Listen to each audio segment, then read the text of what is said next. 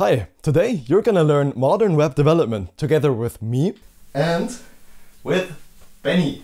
Benny is especially hyped about this build because not only does it look good and is super functional and makes for an amazing portfolio project, but it's also secure. We're gonna be securing our API endpoints and rate limiting them so nobody can spam your APIs and make you go bankrupt that way. The rate limitation we're gonna do with the sponsor of this video, that is Upstash. Their sponsorship has allowed me to really take the time for the video, make sure everything is easy to follow, and let us three build an amazing project together. Now, I could go on and on about the technologies you're gonna learn, most notably TypeScript, very in-demand language, and modern web development in NextJS 13, but instead of talking through it for 10 minutes, let me show you. Okay, let's navigate to localhost 3000 and take a look at what we're gonna be building today.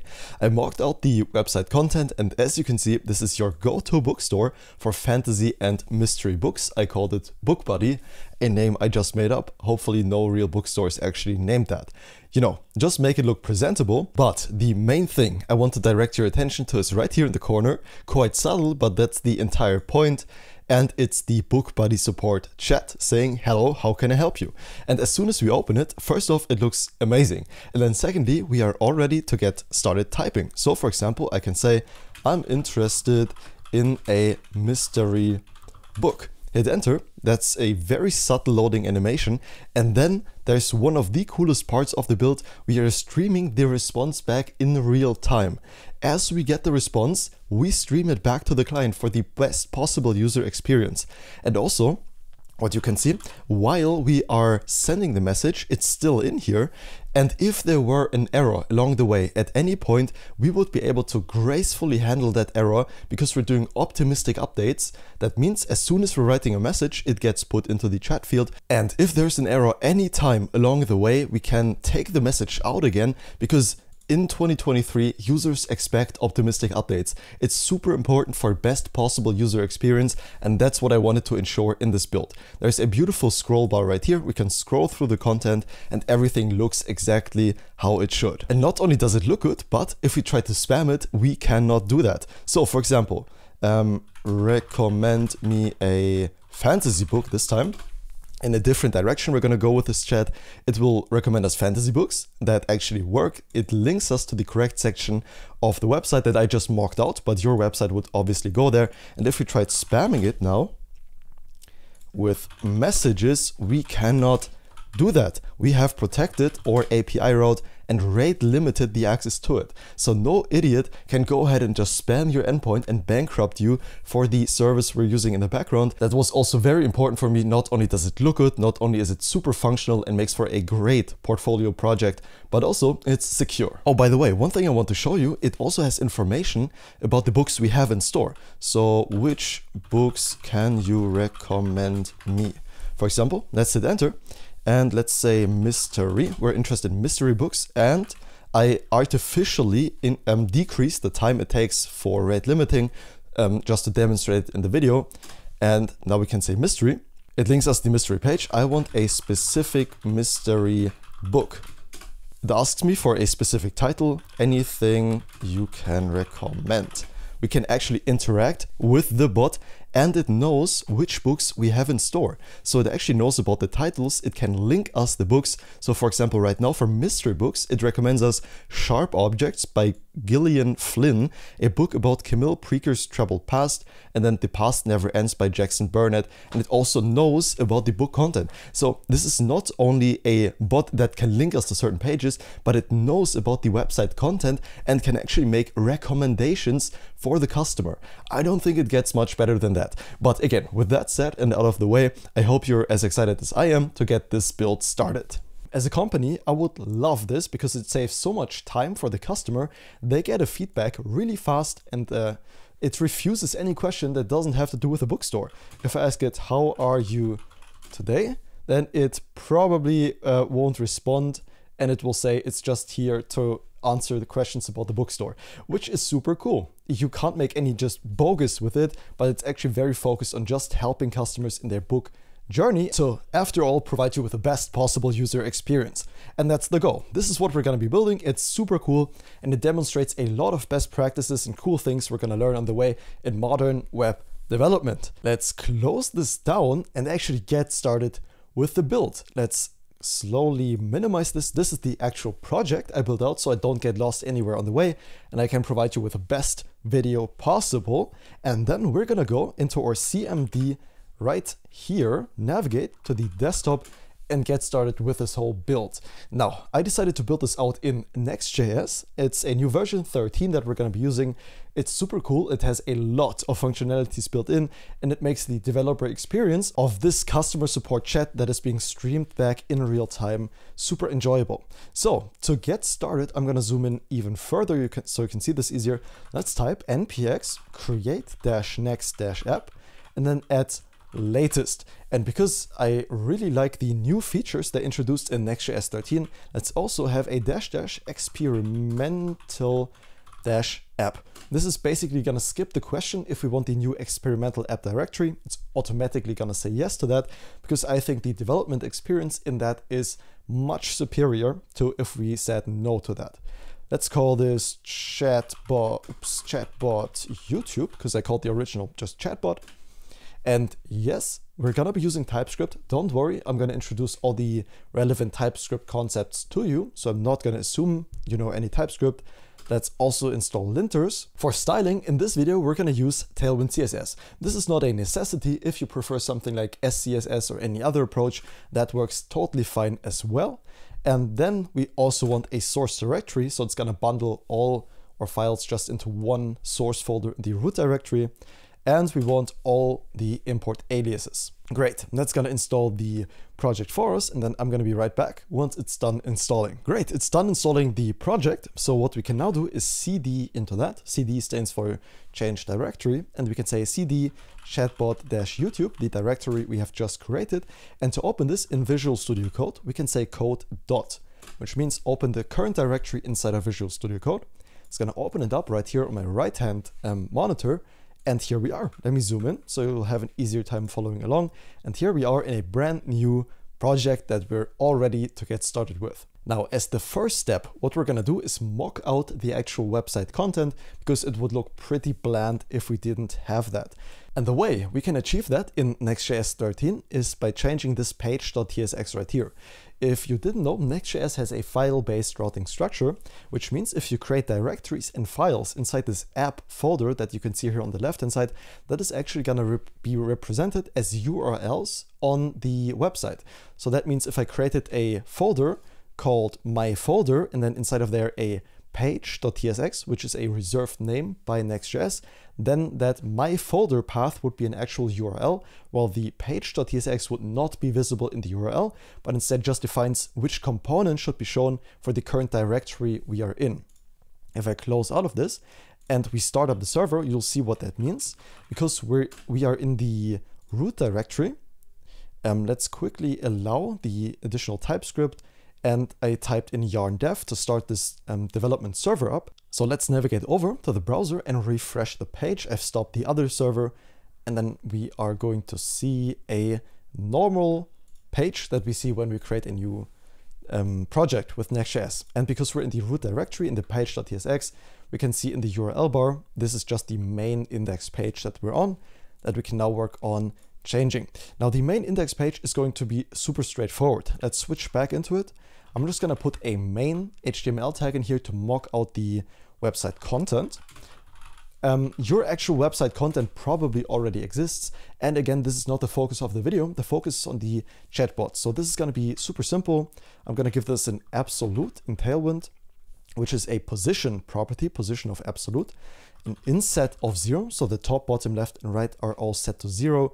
And then a flex, a justify center for horizontal alignment, and an items-center for vertical alignment. Let's save that, and it should just say website content in the center of the screen. That's exactly what we want to kind of mock out the actual website. Perfect. So now we're all set to get started with the actual chatbot. So to get started, let's navigate back into our application and into the main layout.tsx. If we look at the file tree, it's at the same level as the page.tsx, and a layout specifies it's kind of like a higher order component for pages. The page.tsx that you can see right here is being passed through this layout and being then rendered as the children. So if we decided to put anything right here, for example, an h1 of hello, this would be rendered kind of above the children. And let's save that, go back into here, and you can see in the top, there's a hello. And this would be for this hello would show up for any page that is in the file directory tree below this layout.tsx. So because this is the root layout.tsx, this hello would be visible literally everywhere. We don't want everywhere to be a hello, right? But what we do want everywhere is the chat component. Maybe you don't want it everywhere. In my case, I will put it right here in the root layout component and call it chat, because, you know, that's what it is. Now, the chat doesn't exist yet, but let's quickly update the website metadata. So when you navigate to the page, it also shows a correct title and description. I'm going to call this book body. And then as for the description and in the metadata, this is going to be your bookstore for fantasy and mystery novels. And everything else can stay just the same. So we are setting a specific font. In our case, that's going to be inter, which comes from a NextJS intern package. So we don't need to worry about that. And what inter gives us is a certain class name that's automatically going to be applied to the body. This is kind of cryptic in the actual HTML, but we don't need to worry about it. It just defines the main font that is being used on the website. And now let's work on creating our actual chat component. And the chat component is going to encapsulate all the logic of what's going to happen in there with the chat header and the messages and the input and so on. So what we're going to do is navigate into our source directory and then create a new folder called components. So we don't just mash it all into one page. Well, technically we could, but it's not a good idea. So let's put these into separate components. So the first component we're going to create is this chat we've already declared right here. And that's going to be a chat.tsx. Now, again, I've done this in my previous longer form videos. I've got a very cool snippet where I type FC and hit tab. That generates a full-blown TypeScript component for me. If you want to learn how to use this snippet for yourself, look into the description where I've provided a very simple instruction on how to do it. And I've also, if you can't follow the instruction for some reason, linked a video where I explain it in even more detail, but it's very straightforward. Now, don't worry if you've never used TypeScript. In fact, we don't even need an interface in here because this chat is not going to receive any props. The only thing we're going to do is declare this as an FC, which stands for functional component. And that's just for TypeScript. It really doesn't matter. We could leave this away. I just like to do it. But you don't have to. It just makes it easier to pass props into this component if there were any. Okay. And in this chat, let's first import it into our layout.tsx. To do that, let's switch over to the layout and import the chat. We can save the layout and now navigate back into our chat and actually worry about doing all the chat integration. Because if we check on the website, the chat is actually showing up already on the page, which is exactly what we want, but it doesn't look like the chat I demoed to you just a second ago. And that's what we're going to work on next. And I'm going to zoom out just a bit because it's very hard to keep an overview over the code if it's so zoomed in, but this should still be very visible to you. Okay, in this chat, in the demo I gave you, remember there was an accordion. When we clicked on the chat, you can expand and subtract it. And that's an amazing feature we want in this chat as well. However, implementing that ourselves would be quite a lot of work. That is why we're going to rely on a UI library to do that, but it's not a classical UI library. In the web, I'm going to navigate the ui.chatcn.com. A link will be in the description. You don't have to go to this website. This is just for your understanding. And this is basically an aggregation of React components that are built with Radix UI, an accessible but perfectly customizable UI library. And in our case, we're going to make use of this accordion component right here that you can see. This is what we're using under the hood, which is going to make our development so much faster and also automatically implement all the accessibility best practices. So you can see the code that ChatCN used for his website right here for this accordion. And the installation is super straightforward. It's the most straightforward I've ever seen. We can copy this command right here, the installation command.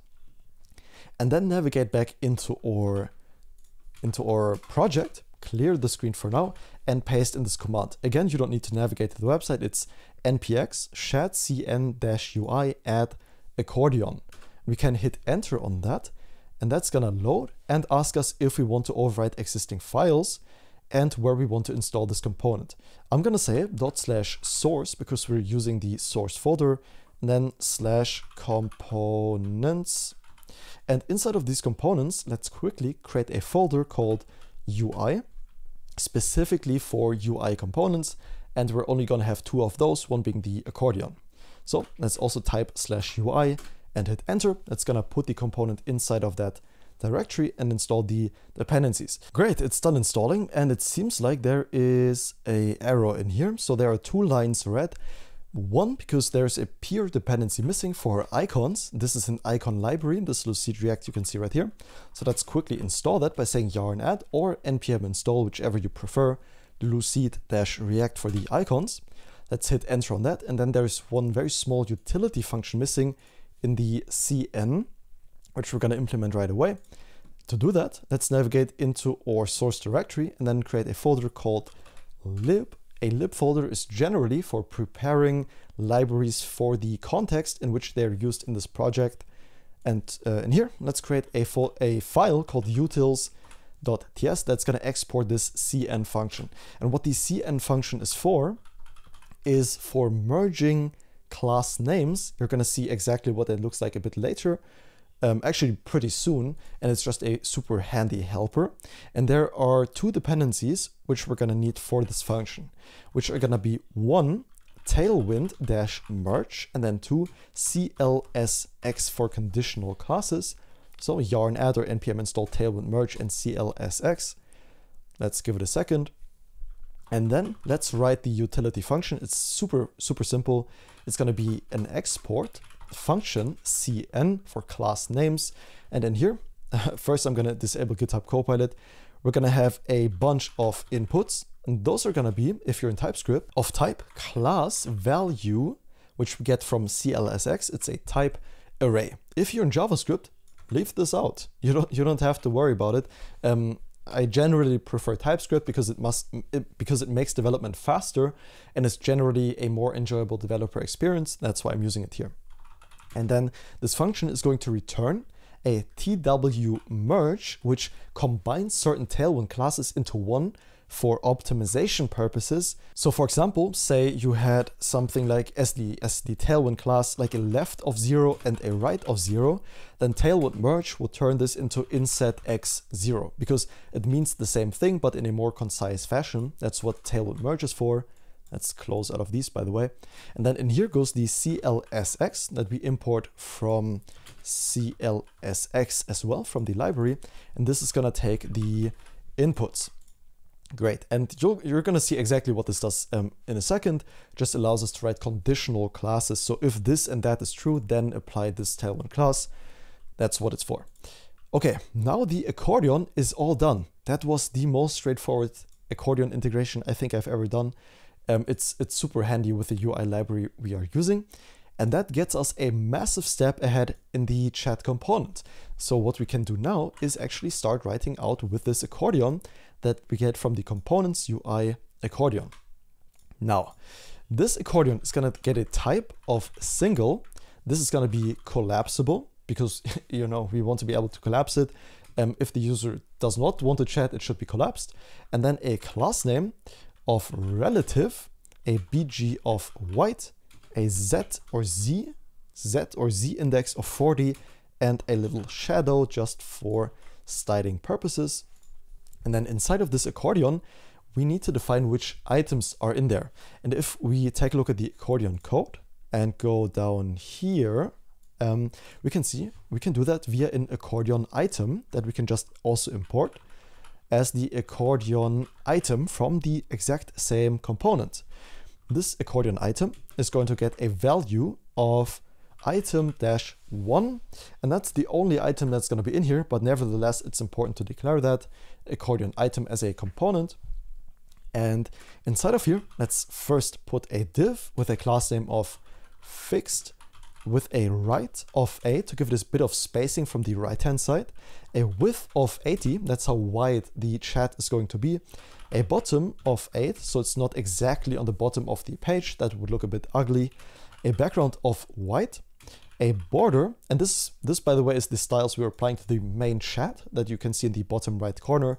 That's why we have the bottom and the right here, because that's where the chat should be. If you wanted it on the left side, you know, change the right to a left and you're golden. This border is going to be gray 200 with a rounded value of medium to give it a bit of border radius and an overflow of hidden. Perfect.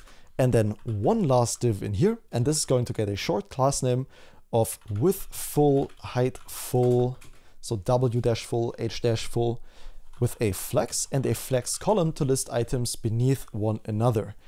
And if we save that and take a look at what this looks like, we won't be able to see much.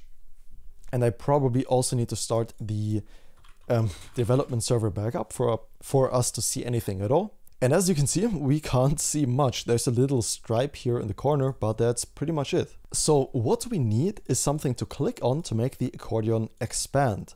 And we can do that by importing the accordion trigger component from the same component as we've already imported the other two. As you can see, it's all thought about, it's all there, and super convenient to use. This accordion trigger is going to get a class name of padding x of 6, a border -b, bottom border, and a border of zinc 300. It's kind of like a gray, but a bit different. And then in here goes something called actually let's just put hello. And let's see what happens. We can see, okay, this does show up. The hello text is kind of weird, but it's not meant to be there anyways. I just wanted to demonstrate to you what this will look like. And we can, does it make sense to move this into a side-by-side? Not yet. Later on, when we get more into the styling, I'm going to move this into a side-by-side view. For now, we're just going to do this and then switch back over. And then we can worry about the accordion content later, actually. Let's first think about what should show up when the user sees the chat that is collapsed. And we're going to call this the chat header inside of its own component that doesn't exist yet. So let's create it. So this is what the user will see when the chat is not expanded, when it's in the default state on the page. Let's declare that file as chat header in our components.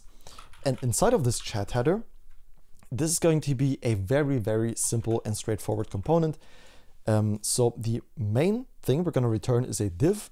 And this div is going to get a class name of width full, flex for a, what is it called? The display flex. Then a gap of 3 to separate the items by a bit, a justify-start to keep the items on the left-hand side. Then an items-center because we want them centered vertically, and a text-zinc-800 to make the text a bit darker. Inside of here, one more div with a class name of flex-column for, so they're stacked on top vertically, items-start, and text of small. And in here, we're going to put a p tag. And this p tag is going to say chat width. And this p tag is going to get a very short class name of text-xs for extra small. And then we're going to put one last div below this p tag with a class name of flex, a gap of 1.5, and then items-center for vertical alignment. And inside of here goes two p tags. Let's create the first one. And this is going to be a self-closing one, because this is going to be the little indicator that the person you're chatting with is online. And the way we're going to do that is by saying a width of 2, a height of 2, and a rounded of full. So this means it's going to be very small and fully rounded, and with a background green of 500. So if we take a look at what this looks like already, let's quickly import the chat header into our main chat. Let's quickly take a look at what this looks like. It's this little green dot that we built right here with that p tag. And right below here, we're going to put a body support. So you know who you are chatting with. You could call this a chatbot to be more specific to the user, that this is not an actual person they're chatting with. with a font of medium. Great. Let's take a look at what this looks like, and that looks good. That looks like something we could really click on. Beautiful. And if we click on that right now, at least not much happens yet, and that's not ideal. What is also not ideal is that we don't see the little chevron on the right hand side that indicates if this is currently expanded or not. And to fix that, let's go into our accordion component, and then inside of the trigger, this is the important thing, this trigger right here, we can see there's the chevron icon, and to change the color of that, let's pass it a text dash black. Save that, and then we'll be able to see now the chevron is there. If we click it, it actually spins around, but there is no expanded state yet for the chat. And that is exactly what we're gonna work on next in the accordion content. And to do that, let's navigate back into our main chat, and then we've got the trigger all done. Good job. That's a very important step because this allows the users to even click on the accordion in the first place. So we can't really get around it. And then below this trigger, let's put our accordion content, also imported from the same component. This is going to be including a div with a class name of flex-column and a fixed height of 80, which translates to 320 pixels or 20 rem. Inside of here, there are going to be two things. First, we want the chat messages, and then we want the chat input. Two very important things. And I think what makes sense is beginning with the input, because without an input, there are no chat messages. So let's quickly write messages in here so we know it's going to be there later, just mocking it out for now. And then below that goes the chat input as a self-closing component. And that component doesn't exist yet. So we need to create it inside of our components as the chat input.tsx. And this chat input is going to be what the user is going to use to interact with the chatbot that's going to show up at the very bottom of the expanded chat. That's what it's going to be. And inside of this chat input, we're going to demonstrate or look at a few core concepts of modern web development, including React Context for sharing state between components, and then also React Query, a super enjoyable library to use for data fetching. Very, very cool stuff. Let's initialize this as a regular TypeScript component, and this is going to receive props actually. If you're in JavaScript, don't worry about all this stuff right here. This is TypeScript specific. If you're in TypeScript, let's extend this interface because we want to be able to pass a custom class name to this component. And the way we do that is by saying interface chat input props extends by the HTML attributes, which is something we get from React that allows us to pass something called a generic in these, I'm not sure what they're called, but these angled brackets or whatever. And we can pass an HTML div element in here. And the reason we're passing a div element is because the props that we're going to receive, we're going to pass that onto a div element by saying first destructuring the props. So this is going to be the class name, and then as the second argument by saying ... props, this is going to receive all other properties for this component. And what that allows us to do now is pass these right on to this div right here. I'm going to demonstrate exactly what we're doing in a second, but we can now, because this is inferred as an HTML div element, just pass these right into here, and then also dynamically combine the class name with our super helpful CN utility function we have written previously. And the way we do that is by invoking it, passing it a string, and in here we could say border-t, border top, a border of zinc 300, and then also to merge it with the class name we're dynamically passing into this component, I'm gonna put a comma and then the class name that we receive as a prop to this component. And we know we receive it as a prop because we can receive all props that a normal div in React can take. Let's take a look at that. So now if I go to the chat input wherever we render it out and hit Control spacebar, we can see this takes any prop that a regular div would take, because after all, we're passing the properties right onto a regular div, right? And what that allows me to do is pass a class name, or what this allows us to do is pass a class name so we can apply flex specific styles right in here, because I think that makes organizing your code way cleaner, except like instead of declaring it in the actual chat input itself. So For example, this is going to receive a padding x of 4. This point is going to get even clearer when we do the same thing with the messages. But we can pass a class name here and then pass it right onto this div. That's why we're doing this. And then inside of this chat input, let's get started with the actual logic of what this component should handle. And the main thing we want is a text field, right, to accept the user input. And before we do that, let's render out one more div above this with a class name of relative, margin top of 4, a flex of 1 to fill out all the possible space it can, an overflow of hidden, rounded of large, a border dash none, and an outline dash none. I think I can go over these CSS properties a bit faster than I previously did, because I assume you know basic CSS, right? This is just an abstraction of CSS. It all boils down to original CSS. So I think it's safe to assume you know most of this already. And then here, let's put a text area. But this is not going to be any text area. It is one that is going to scale automatically with the amount of text that the user has written in there, something that a normal text area does not do. To make our life that much easier, let's quickly add one dependency for that, very lightweight one, react-text area-auto size. It's, you know, it does exactly what it says on the can. It's an automatically sized React text area that we can simply put right here with text area auto size. And the default import does not work, but we can say at the very top of the file, import, and then text area auto size from the dependency we have just installed, React text area auto size. And this takes all the props a normal text area also takes. It's going to be self-closing. And then in here, let's pass a bunch of properties. For example, let's give it a rows. Rows is going to be 2 by default. Then let's give it a max rows. And this is going to be 4. And if we type more than 4 rows, you need to scroll. Then a value, we're going to do that later.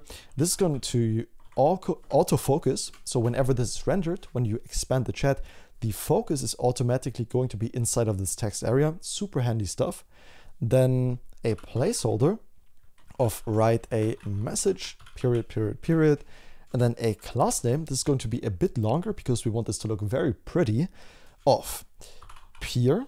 Then a disabled opacity 50, a padding right of 14, a resize of none, then a not black, a block, a width of full, a border of 0, a background zinc 100, a padding y of 1.5, a text dash gray dash 900, so you'll actually be able to see all the text that is being typed in here. And on focus, this is a thing we get from Tailwind CSS that makes it easier to work with. We're going to apply a ring of 0, a text of small in general, and also on small devices and up, a leading of 6, which is the line height. Okay, and we also need access to whatever the user writes in there. But first, let's quickly save this and take a look at what we've already built. So when we expand this component, that doesn't work because we're importing a component that needs a useref. And that is because this needs to be a client component because we're expecting this to handle client events. So we can't render it on the server as Next.js 13 usually or by default does with all components. And to fix that, let's put a use client at the very top of the file, meaning that this component is going to be rendered on the client. Let's refresh this page. And now if we expand this component, we can see this works, but there's one thing that doesn't really work. It just snaps open, right? That's not ideal. And to alleviate that problem, that's a Tailwind fix we can do. Let's navigate back into here and then into our tailwind.config.js. Let's quickly just fix this by adding a bunch of keyframes into our extend right here. So what we can do in this extend right here, it means we want to extend our regular Tailwind, and we can put something called keyframes in here. And the first keyframe is going to be accordion dash down. This is going to be an object, and then we're going to animate from. This is going to be passed an object, a height of 0, and then to. This is also going to be an object, a height of, and then as a string, the var with a dash dash radix-accordion-content-height. And you know what? Instead of typing all this out yourself, because this is not something you need to remember, it doesn't really make that much sense because I just copied this as well. I didn't type this out because normally we get this from our UI library. Okay, we do. So we can just copy and paste this. No need to type this all out ourselves. Let's just copy the whole keyframe section that we have right here. And that should be just this. We can copy that and then paste it instead of our current keyframes. So by doing that, we save a lot of typing work. And then while we're already here, let's do one final change. And that is installing one little Tailwind plugin that's going to make our input a bit more pretty. Because if we take a look at it right now, it looks pretty bad. Let's be real here. This doesn't look very nice to work with. And to do that, let's go into our terminal, so quickly stop the development server and install something called @tailwind-css/forms, a very tiny Tailwind plugin that's going to make all things related to inputs a bit more pretty. And to import this, let's require it in our Tailwind plugin array with @tailwind-css/forms, the thing we have just installed. And then start our development server back up. And once it's done loading, we can see, oh, this looks a lot better. That's what Tailwind CSS Forms did for us. And we can also see now it smoothly expands and collapses. Beautiful. And also one thing you might have noticed, that's what the autofocus is for. Whenever you open this, the focus is automatically in the input field and we do not need to click there ourselves, which is a huge improvement for user experience. Okay, and now come a few very central parts of the whole build. First off, we want to obviously keep track of the state of the input by making that a controlled component, so we always know what exactly the user has typed into that input field. Let's do that by saying just input as the state. This is going to be a string because that's what the user is going to type out, and we also need to import useState from React in order to achieve that. And to make this a controlled input, let's give this to the text area autosize as the value. So value is going to be input, and then let's also add an onChange handler to make this a controlled component or controlled input. We are going to receive the event and then set the input to the e.target.value.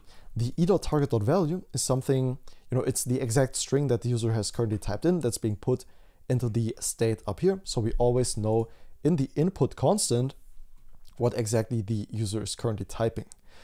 Great. And before doing the other stuff, let's work on the most complex part of this whole build. And the most complex part are two things that I quickly want to demonstrate to you. xcalidraw.com. Okay, this was from a previous video. So what we want to do is two things. First off, we want to stream the response back in real time to the user. So how this works is we have the input field right here. Oh, that's very large. Let's zoom out a bit. We have the input field right here. That's very horrible. And when the user types something into that, we want that to be submitted to our API route. That lives over here. That is coming from NextJS.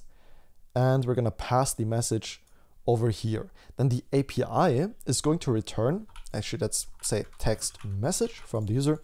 And then what the API is going to do, it's going to return back a readable stream to the client, but it's not going to pass it back into this component. Instead, let's just draw an arrow right here. This is going to be a readable stream that the API is going to pass back. And what that allows us to do is stream the response in real time. So as it comes in, we're displaying it to the user instead of just generating all of the answer from the chatbot and then displaying it to the user. This makes for a much superior user experience. And the way we're going to do that is through React Query. So this is going to land in React Query. And by doing that from React Query, we're going to display it to the user. And the reason we're going to use React Query is because it makes loading states and error handling and so much easier and much more enjoyable to work with than if we kept this in regular state. And while this is the most complex part of the build, do not worry, we're going to take it step by step and go through very sequentially and just step by step. It's going to be very cool. It's not going to appear as complex as it really is. First off, let's get started with React Query. And to do that, let's say yarn add tanstack/react-query. That's how we install React Query. They changed the naming a while ago, so now it's called tanstack, but it's essentially the same thing. Okay, now there's one thing we need to do with tanstack query. By the way, if you want details on React Query, if there's anything you don't understand in this whole process, again, I'm gonna do my absolute best to explain it. But if you want more information, there's a separate video I did on React Query specifically. If you get lost anywhere, that is the best resource to watch. Okay, to get started, we need to provide something to our entire app. That is called a query client provider in order to use React Query across our application. However, that is a context, and because this is a server component, by default, after all, we didn't declare it as a client component, we can't just put a context provider in here. So in our components folder, let's create a file called providers.tsx. And this is going to be a client component that's going to encapsulate all the context providers we have in our application. And the main thing we want is the query client provider from tanstack React Query, so we can use React Query throughout our application. And if we take a look at this, what this requires, it's a client. And this client we're going to define up here, const query client, is going to be a new instantiation of the query client class that we get also from react-query, query client up here, and invoke that. And this is the client we're going to pass into the query client provider. And because this is a provider, it's also going to receive the children. So we're going to wrap our children inside of this provider. And that allows us access to the children property inside of the provider. So what this looks like in practice is, let's put the provider around or body content. So this is going to be passed to the providers as its children, which means we need to receive them here. If you're in TypeScript, these are of type React Node, a type we get from React. And then we also need to render them out, of course, because if we didn't, nothing would show up in our entire application because we're not rendering the actual children, right? So we definitely want them in there. Hit save, and if we take a look at our development server that is not active anymore, you'll notice that nothing has changed, because after all, we didn't change anything appearance-wise, but now we set the foundation to actually work with React Query across our application. Okay, this is still loading, but again, nothing visually changed. So we can just go ahead and plow ahead. We can close out of so many of these files, by the way. Let's clean up our workspace just a bit, and then let's get started in the chat input. So the first step we're going to take is this right here. We're going to collect the text message and send it to an API route with React Query, so that we can then, in the second step, get back the readable stream, which is one of the core steps of this whole build. To get started with React Query, let's put something called const and then an object, because we're going to destructure something from the use mutation hook. This use mutation hook we can import from tanstack React Query, invoke it, and pass it an object. And if we take a look at what this object can be passed, it's a lot of things. The most important one for us is the mutation function though, mutation fn. And this is going to be an asynchronous async arrow function that we can put right here. And this is nothing else than a regular fetch function. Again, if you want more details on React Query, there's a whole video I did on this topic. But in here goes a regular fetch or Axios function. But what is being handled for us is all of this stuff, right? Loading states, arrow states, and so on. You don't need to worry about that anymore. For example, if you wanted to call this function, we would do that through something called mutate that we can destructure, and then call it send message, because that's what it's going to do. And then also we get the isLoading state just like that by importing it from the use mutation instead of having to declare all of those states ourselves, which is super neat. And then let's make a request to one of our endpoints in the mutation function. This is going to be a regular fetch request. So let's say const response is going to be equal to await fetch, and the route we're going to use to generate the readable stream and pass it back to the user is going to be hosted under /API message. Now, before we're going to take a look at all the other stuff that React Query provides to us, we're just going to make sure that this endpoint works. This fetch request is going to be of method post because we want to submit the message data the user gave us with the headers of object, and then inside of here, the content-type is going to be of application/JSON, and the body we're going to pass into this post request is going to be JSON.stringify the messages. Well, I was a bit too fast here. The messages is something we don't have yet. So for now, let's say messages is just going to be hello. And these aren't the real messages, but let's mark them out for now, just so we can verify that this endpoint is working through React Query, and then return the response.body. This is going to be containing the readable stream later on. That's why we're also not doing this through Axios. Even though the syntax with Axios is cleaner, I found this approach way better if we actually want to return a readable stream back to the user. Let's quickly set an onSuccess handler right here. We can do that right under the mutation function with an onSuccess. That's another big beauty of React Query, by the way.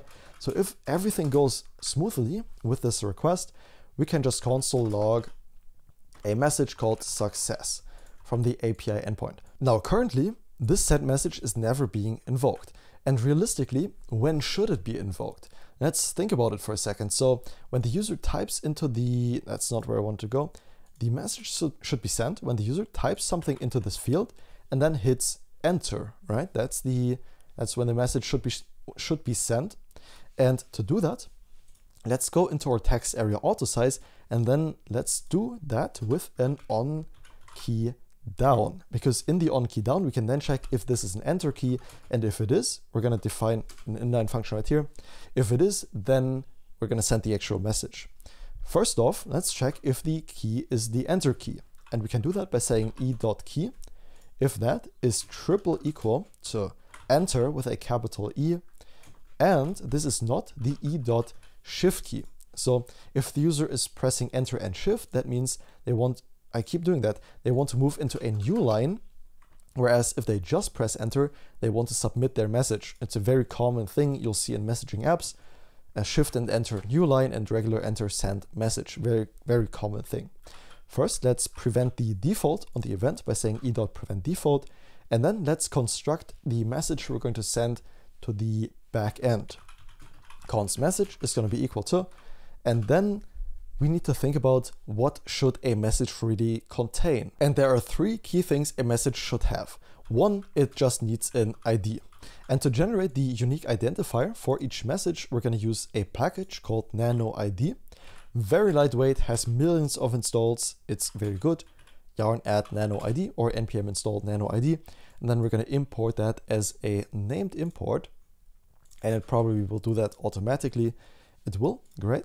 And then the second thing we want on the message is we need to know if this is a user input or not, because we're going to define them or style them differently. If it's a user input, it's going to be on the right side of the chat and in blue. And if it's a bot output, then it's going to be on the left-hand side and in gray. So is user input is going to be true, because this is what the user wrote. And then the text is going to be the actual input. And those are the three properties we need on each message. And then we can send the message and pass it the message. Remember, this is the mutation we have put way up here. And TypeScript is going to be complaining because currently it's not expecting anything here. And this will be expecting a message. However, if I just put a message and not type this explicitly with TypeScript, it's going to say void, because TypeScript doesn't know what type the property has that we're going to pass inside of this function. So we need to tell TypeScript, this is going to be of type message TypeScript. You need to know that, but there is no type message, right? So that's one thing we need to create. And one very, very cool thing I want to share with you is how to create this type while also making the validation possible on the backend. It's a super cool practice to implement because it's going to enforce security on your backend. Because how we're going to do this is defining something called a validator with a library called Zod. which is basically a schema we can parse against. So we can define a certain schema. So this is going to be our object. Yeah, I know this looks ugly, but we can define a prop1 in here and also define a prop2 in here. And this looks horrible. Let me remove this. That just looks really bad. Let's just put the actual curly braces in here like that. So we can define that something we want to receive on the backend as the post request body, for example, can only contain prop1, that is a string, for example, and prop2, that is a number. And if we tried to pass the backend something that does not match the schema, for example, we tried to pass a number of 600 as the prop1 into the backend, and it would parse it with the schema, that operation would fail. So we are enforcing security onto our backend by using a schema. And you're gonna see exactly what that looks like right now. To do that, let's go into our lib folder, create a folder called validators, and install a library, yarn add, called Zod, Z-O-D. Hit enter or npm install, that works as well. And then in the validators, let's create a new file called message.ts. And this is what we're gonna use to validate each message. To create the schema, we're gonna parse each object with. We're going to import z from Zod, the library we have just installed. And then again, if you didn't really understand what I just explained in the Excalibur, it will get clearer, trust me. I hope you understood it though, but I'm going to show you exactly what I meant right now. So let's export a const message schema from this file. And this is what we're going to parse the objects with. And this is going to be a z.object. And the syntax you're about to see is going to very closely resemble TypeScript, but with the main difference being that it actually allows us to parse against this schema. In here, we're going to define the same properties we have already defined with the message way down here. So it's going to get an ID, an isUser input, and a text. So the isUser, wait, did we call it isUser message? I called it isUser message. That's a quick fix we're going to have to do in the chat input in a second. This is going to be a z.boolean, invoke that, and then lastly a text that is going to be a z.string. Great, and that's our message schema done. Quickly, let's create the array validator for this, because we're going to pass an array of messages to the backend. It's going to contain all the previous messages that were already written, so GPT has some context and remembers the previous messages. And to parse those, we're going to create a message array schema. This is going to be a z.array, and then here we're just going to pass the message schema. So now we can not only parse one message object, but also an array of those objects. And for the type, we can very easily generate a TypeScript type from this array by saying export type message is going to be equal to z dot, and now we can infer the type of the schema we have written by saying type of message schema.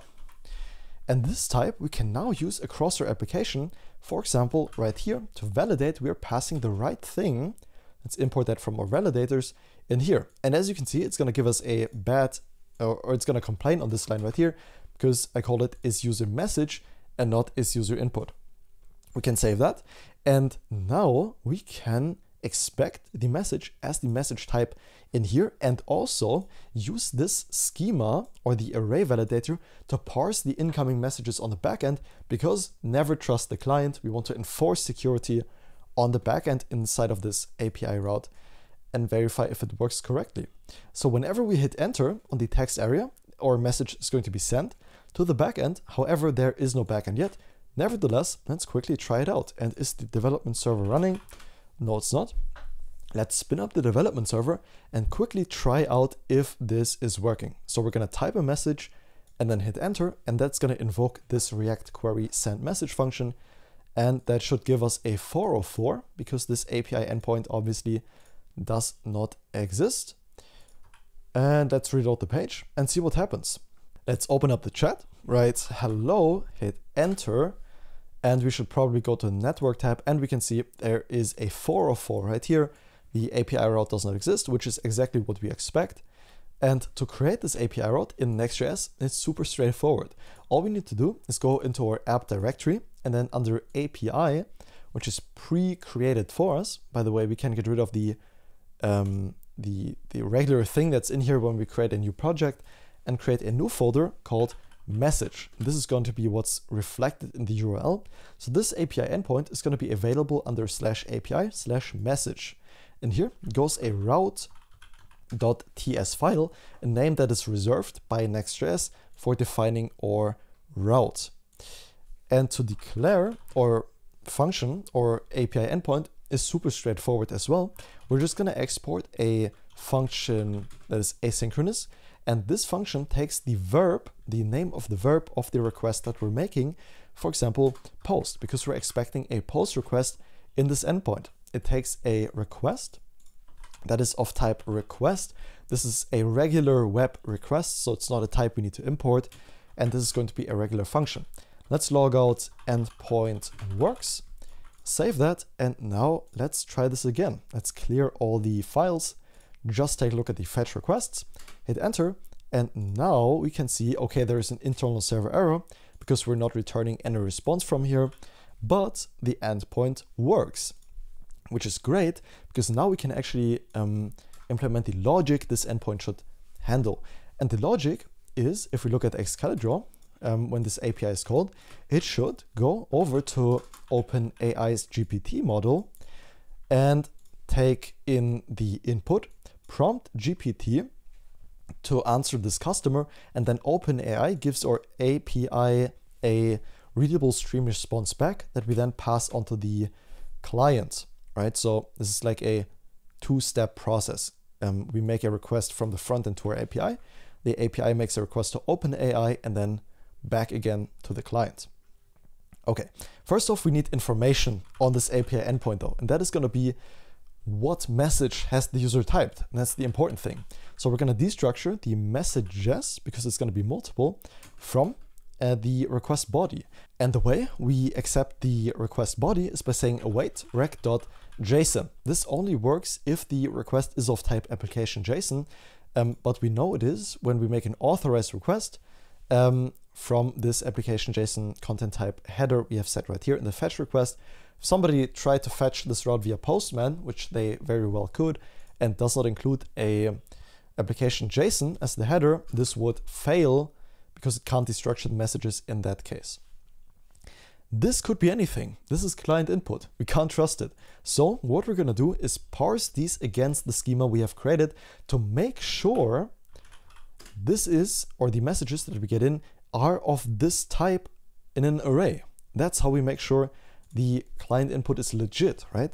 They could be anything malicious. So we're going to say const parsed messages are equal to message array schema dot parse, and then in here we're going to parse the messages that we get from the body.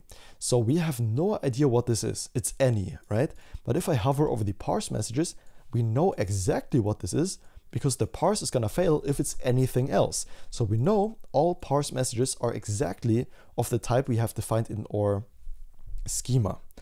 And what we want to do now is work with the OpenAI API to stream back the response to the client. And the way we do that is by first generating our outbound messages. Let's say const outbound messages. These are the messages we're going to send to ChatGPT. And these are of type ChatGPT message. This is a type that does not exist yet, and we're going to create that inside of a file that allows us to also parse the readable stream back from OpenAI. It's like a little helper type, very convenient, and we're going to define that in our lib file under OpenAI-stream.ts. And inside of this OpenAI stream, this is going to be the most complex file of the application. Again, don't be intimidated. I can see it over here on my right side. It's just it's like 50, 60, 70, 80 lines of code. It's not that much. Don't be intimidated by it. From here, we're going to export a interface called ChatGPT message. And this is going to take a row of ChatGPT agent and then also a content of string. This is what the OpenAI API expects as the data format. And to import the ChatGPT agent type that OpenAI provides to us, we also need to install OpenAI's library. And you know what? I'm wrong. We're not even going to use the OpenAI package. We can do just fine without it and define the ChatGPT agent ourselves. I think that's going to be even easier, an approach I much prefer. So instead of importing it from some separate package, let's say export type ChatGPT agent, and this is going to be a literal of either user or system. Now, I didn't come up with this. This is a naming convention that it's not just a convention, it's something that OpenAI enforces when you make an API request to them. It needs to be each message, either the user or the system. And that's how I know this type. Again, if you're in JavaScript, don't worry about this at all. But now we can import the ChatGPT message into a route.ts. Great. And this is going to be of type array because we're going to pass around multiple messages. And this is going to be equal to the parsed messages.map. So we're going to go through every message. That's what the .map is for. And then we can receive every message that we map over as the first argument or parameter. I keep messing those up. From this, we're going to return an object, and we can return an implicit object by wrapping it in the parentheses. And in here, we're going to put the role. And now, if I press Control and Spacebar, you can see we know this has a content and role because I've defined the type up here. That's the beauty of TypeScript. Very, very convenient. If we were in JavaScript, I could pass anything in here and it wouldn't notify me, hey, that's wrong, man. You're being silly. So in our case, we know this is going to take a role, and this role, it depends on if this message is a user message or not. So if the message is a user message, message.isUserMessage, then the role is going to be user, and else this is going to be a system message to OpenAI, and the content of this message is going to be the message.text that we got passed from the front end. Great. And because we're going to render out the messages in a reverse order, more on that later, for now just accept it, we're going to render out the messages in a reverse order on the front end. I'm going to get exactly to why later. We need to say outbound messages.unshift, so we want to include as the first item of the array. It's kind of like the push as the array method, but push inserts at the last slot of the array, whereas unshift inserts at the first slot of the array. And in here, we can know that this is either a role or a content because we are referring to this type, and we have explicitly defined the type of that constant. So we know we need to pass a role in the content. The role is going to be system, and the content is going to be the main prompt that we're going to pass into ChatGPT. And I abstracted this away to, so let's call this Chatbot prompt. It's quite a long prompt, so I put it into a separate file. It's just a constant. After all, we could have put it in here easily. I just didn't want it to mess up the visual real estate of this API route. Now what is the prompt? Where does it come from? And let's put this prompt into our, actually let's create a new folder for that. Let's create a folder called helpers. These are helper functions or constant across the whole application. And then my approach is putting this into a constants file or folder, and then creating a file in there called chatbot-prompt.ts. So again, I created a folder called helpers, in there a folder called constants, and in there a file called chatbot-prompt.ts. What I recommend you to do now is go to GitHub, and then inside of the main repository that I provided to you, because we don't want to type this prompt out ourselves. This is up to you to improve for your specific use case, but I'm going to tell you exactly what I used for the demo for the bookstore. So let's go under helpers/constants and then the chatbot prompt, and you can see my exact prompt I put into ChatGPT right here. We can just copy this. There's no point in typing this out. Paste it into our chatbot prompt. And now it did kind of mess up the spacing. So let's put an enter here, a new line there, and also a new line there. And it demands some kind of book data. As you can see in this chatbot prompt, there is no factual data that ChatGPT can rely on when providing the answer. And so what I have decided to do is also provide it with the source map of the website, so it knows exactly what links exists. That is what you can see in this book data file right here. I wrote this as kind of pseudo code. This is like a sitemap you would dynamically generate and put into your ChatGPT. I just mocked this out with a few items, like a few books in here that I manually typed in. Normally you would do this dynamically and automatically and generate this every kind of, like every day or something, and then pass that into ChatGPT to provide the best possible response, because now by doing this, it actually knows the structure and the links of your website, how much it costs, and briefly what each book is about if you're wanting to open a bookstore website. And then it can actually recommend things to users. Users can ask about a book and then get feedback on that. And we achieve that through this file right here. So let's copy all of this. And this would again apply to your use case for the book data. This is a good example. And then in the constants, create a file called book-data.ts and hard code it in here. Again, dynamically would be the way to go for an actual application. But since the use cases differ so much, I can't really show that to you. So if you have a small website, just hard coding this is totally fine. And if you're on a larger dynamic website, generate your sitemap every now and then just put it into ChatGPT for the request.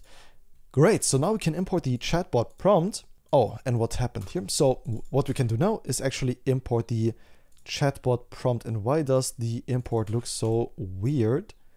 Okay, that works though.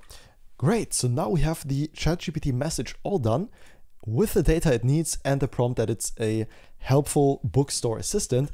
And now we are all ready to actually create the readable stream to OpenAI and then stream back the response to the user in real time. One of the, I'm gonna be honest, most complex steps, but also one of the by far coolest and most impressive if you want to put this onto your portfolio. For example, this is really something to talk about. Okay, welcome back. For me, it's another day. For you, it's probably just a few seconds that have passed. I got my coffee here. And I even left myself a note where I left off and where we will begin right now. And again, the most complex, but also the most rewarding and the most fun part is right ahead. Because now we will be generating the OpenAI stream that we can give in real time back to the client. And the way we do that is first, let's define the payload. We're going to say const payload. And this is the payload we're going to send over to the OpenAI API. And this is going to be an object. Now, the model for this is going to be, in quotes, GPT-3.5-turbo. This is the normal ChatGPT API. What you could also do is use GPT-4 instead if you have the API access. GPT-4 is better in reasoning, but it is also way slower. And I figured for customer requests like this, the GPT 3.5 Turbo is a better choice that I would actually go with for, client project, etc., where I would put this chatbot in. Okay, then this takes a messages array, and these are going to be the outbound messages. We've already prepared them. That's the most work for this payload already done. As the temperature, we're gonna pass 0.4. If you've never worked with OpenAI, the temperature is pretty much how creative it will be in the end. That's how you can imagine it. The top underscore P is going to be 1. Then the frequency underscore penalty is going to be 0. And by the way, if you're wondering how I know these are in the actual OpenAI documentation. If you want to make some API requests, I'm not making them up. I literally got these from the documentation. The presence underscore penalty is going to be 0 as well.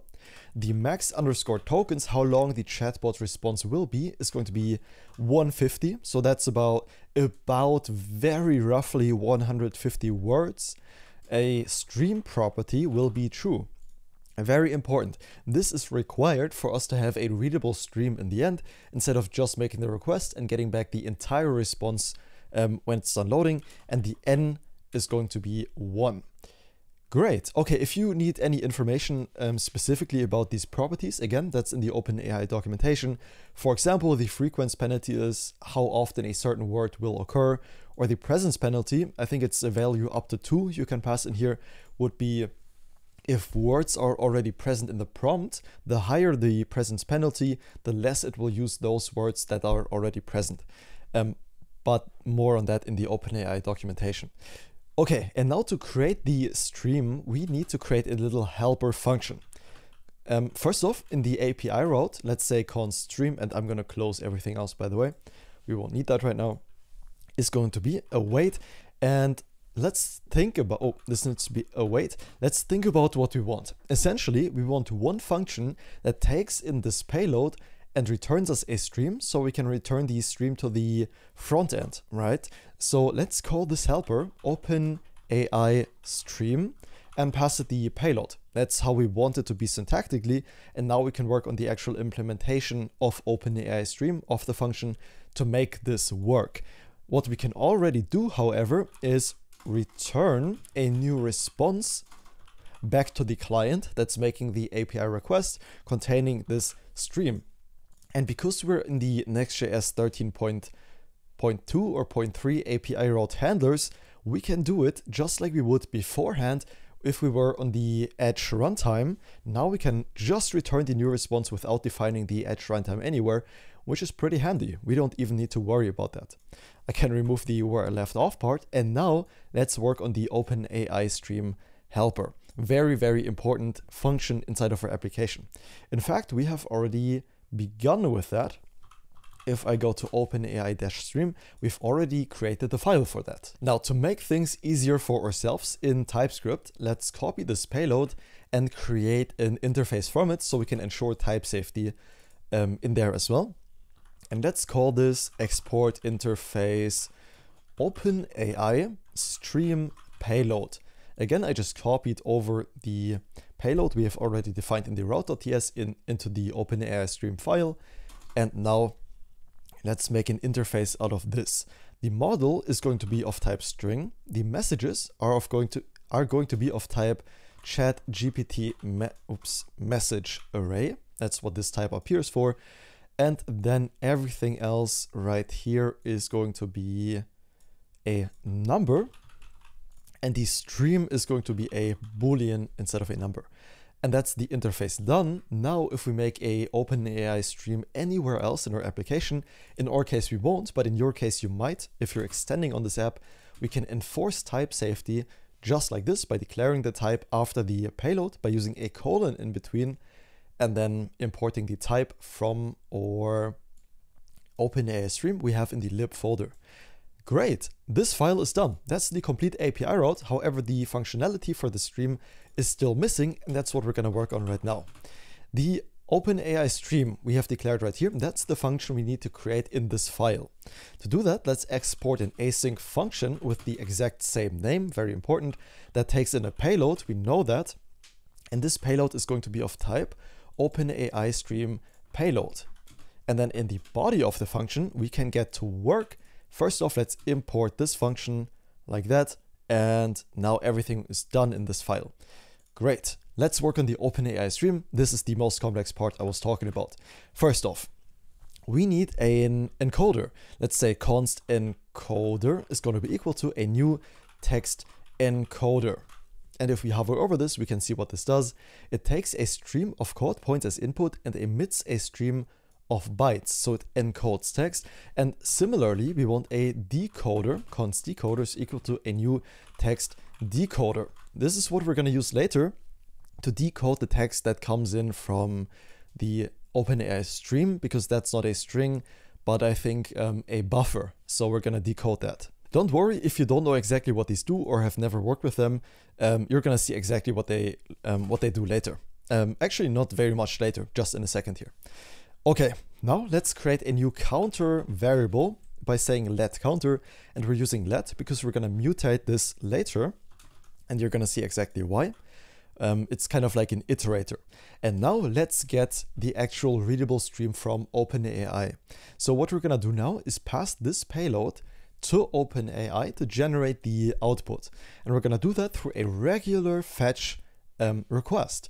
We can say const res is equal to await fetch. And now the API route we're fetching is the following: https://api.openai.com/v1/chat/completions. Again, I didn't make this up. This comes from their documentation. Now, we do need to pass data to this endpoint, so we need to make this a post request.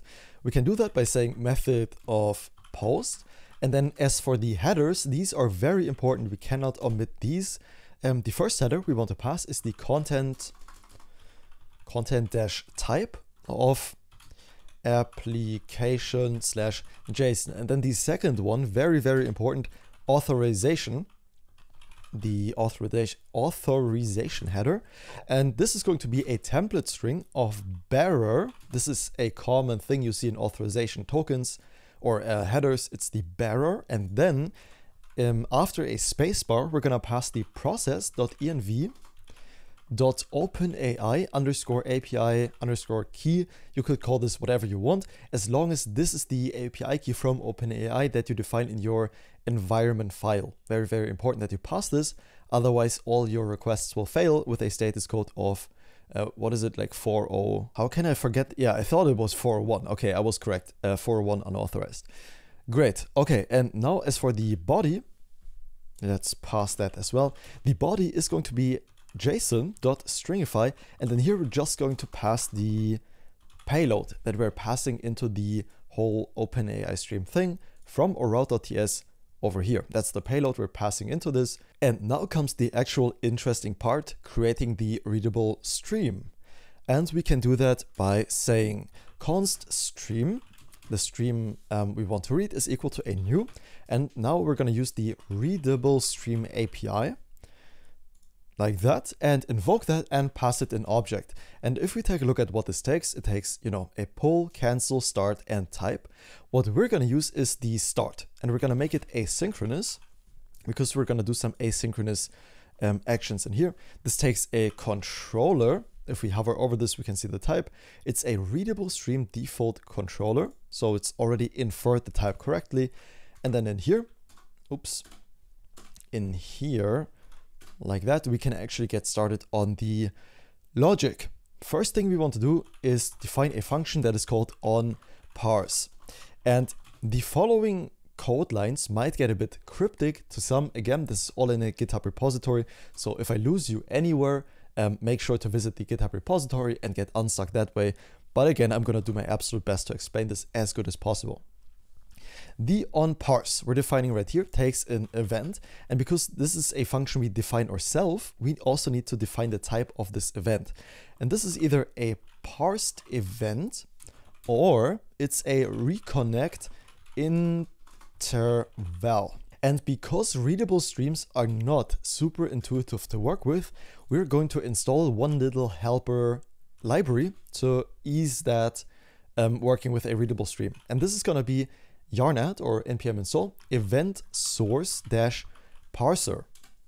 If we take a look at the underlying npm library, event source parser npm, let's take a look at it. Here it is. Okay, so we can, here's a little summary of what it does. You can create an instance of the parser and feed it chunks of data.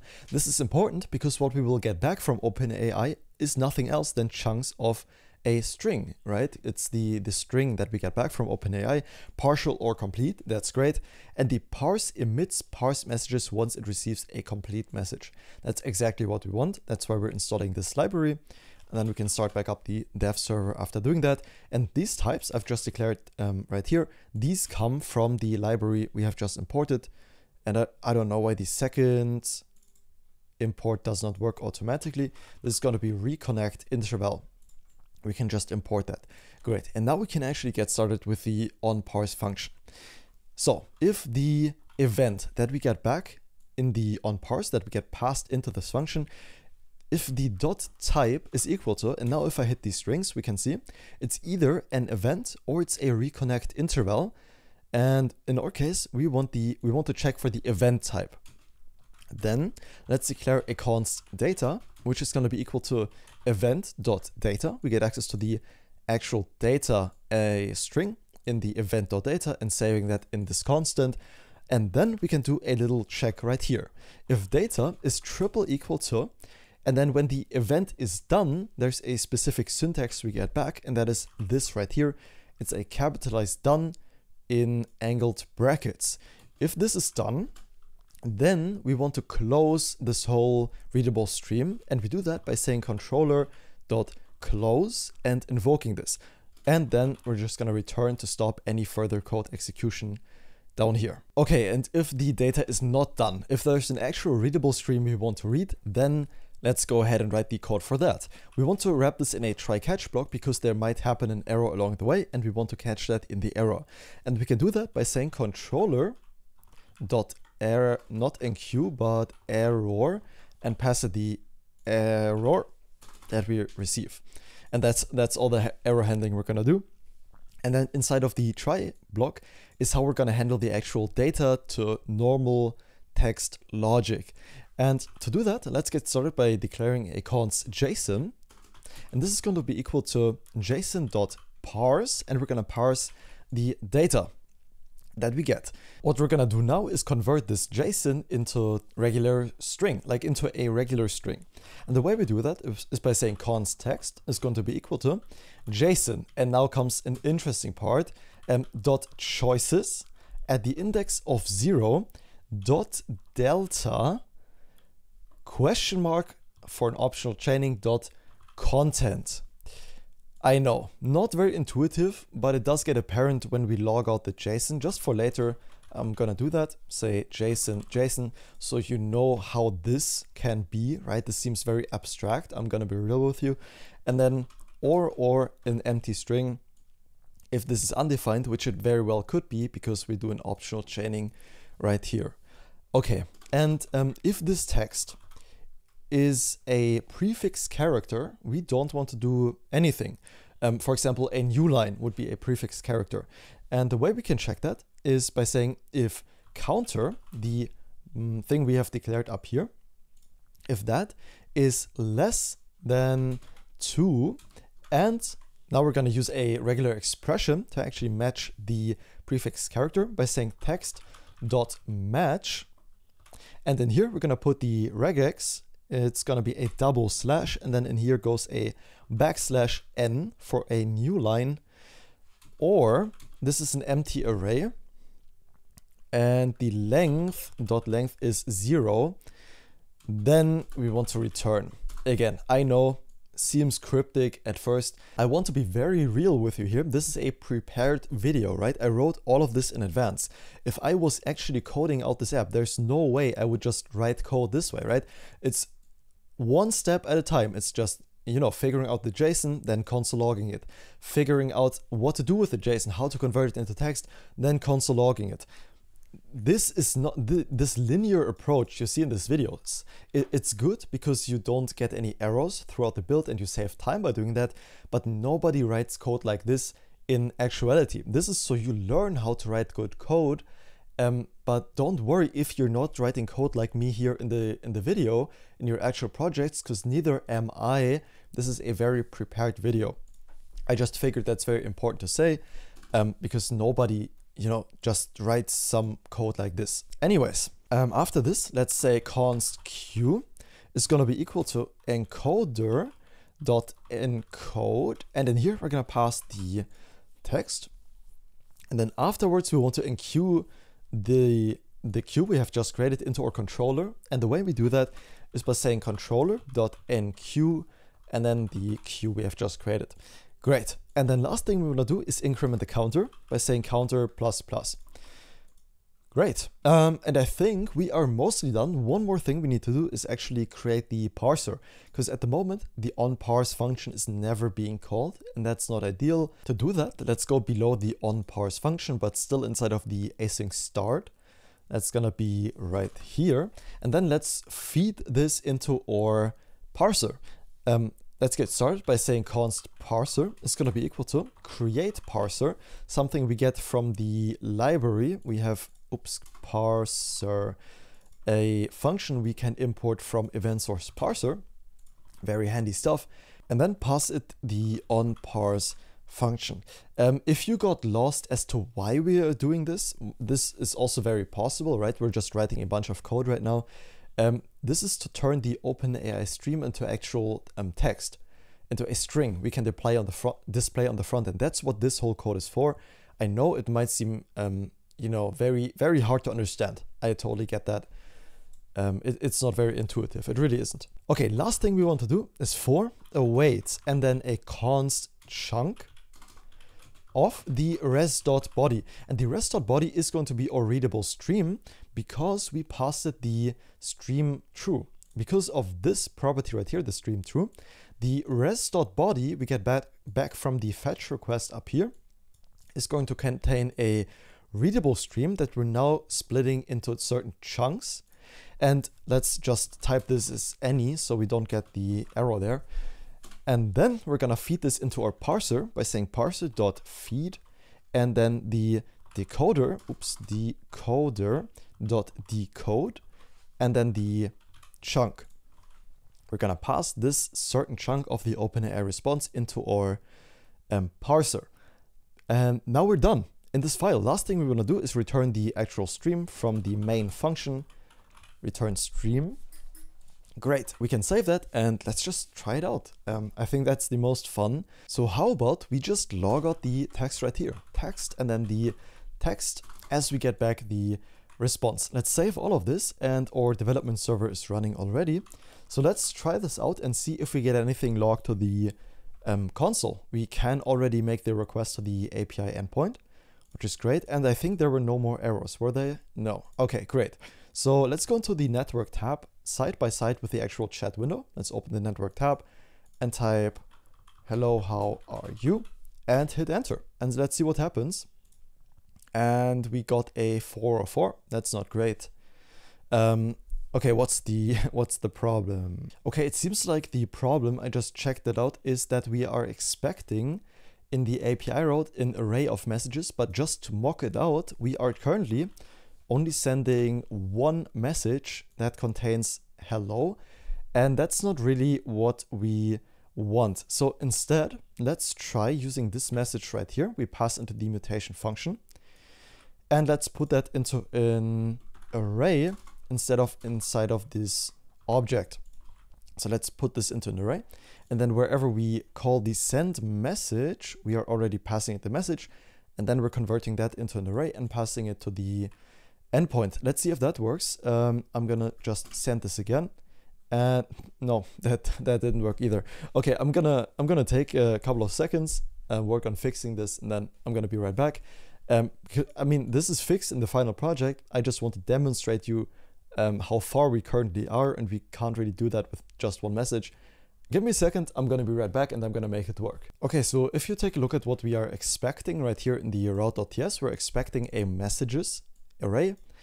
So one little fix you can do is just putting the messages right here into the object and then converting the single message we're currently sending. It's gonna be multiple soon, just inside of an array.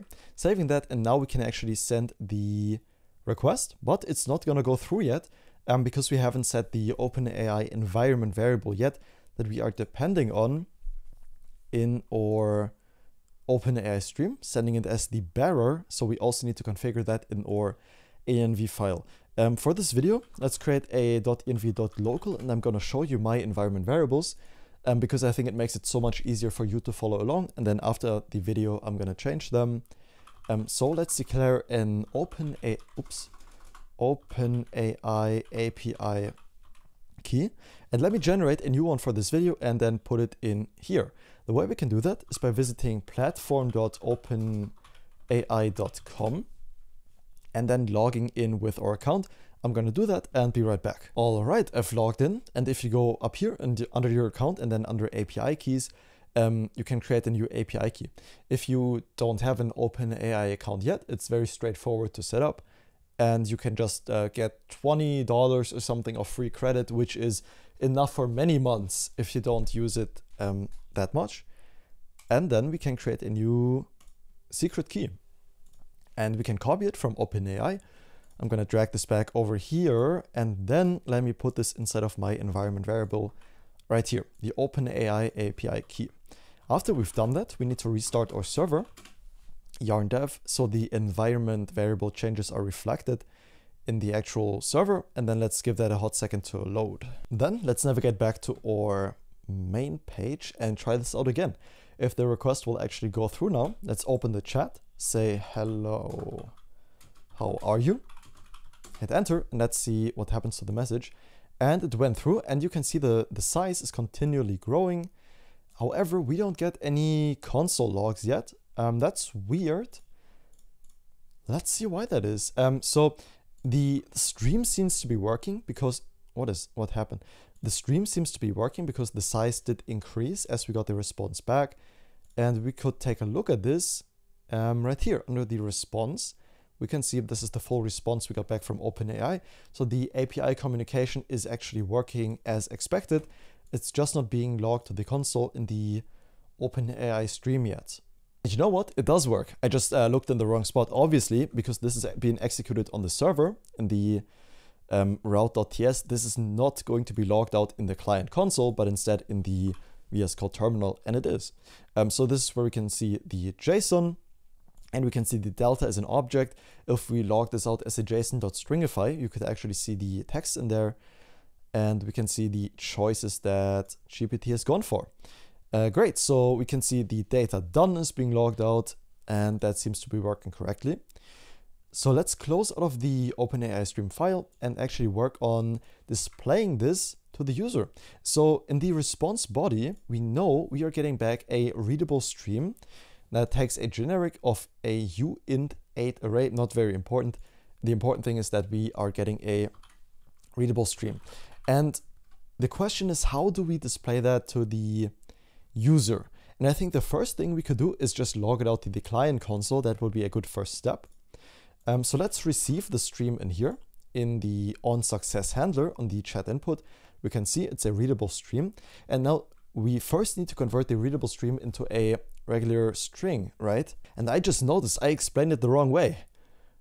I think I messed up. So what I said in the OpenAI stream is that we wanted to convert this into text. No, that's what we're gonna do right now. The converting to text is what we're gonna do in the onSuccess. I think I messed up there. Just to make it very clear, now we are going to work on getting a readable stream from the server onto the client, receiving it right here in the onSuccess.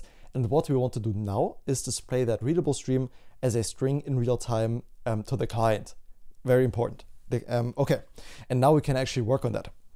So if there is no stream, which there should be, let's just throw a new error called no stream found or whatever.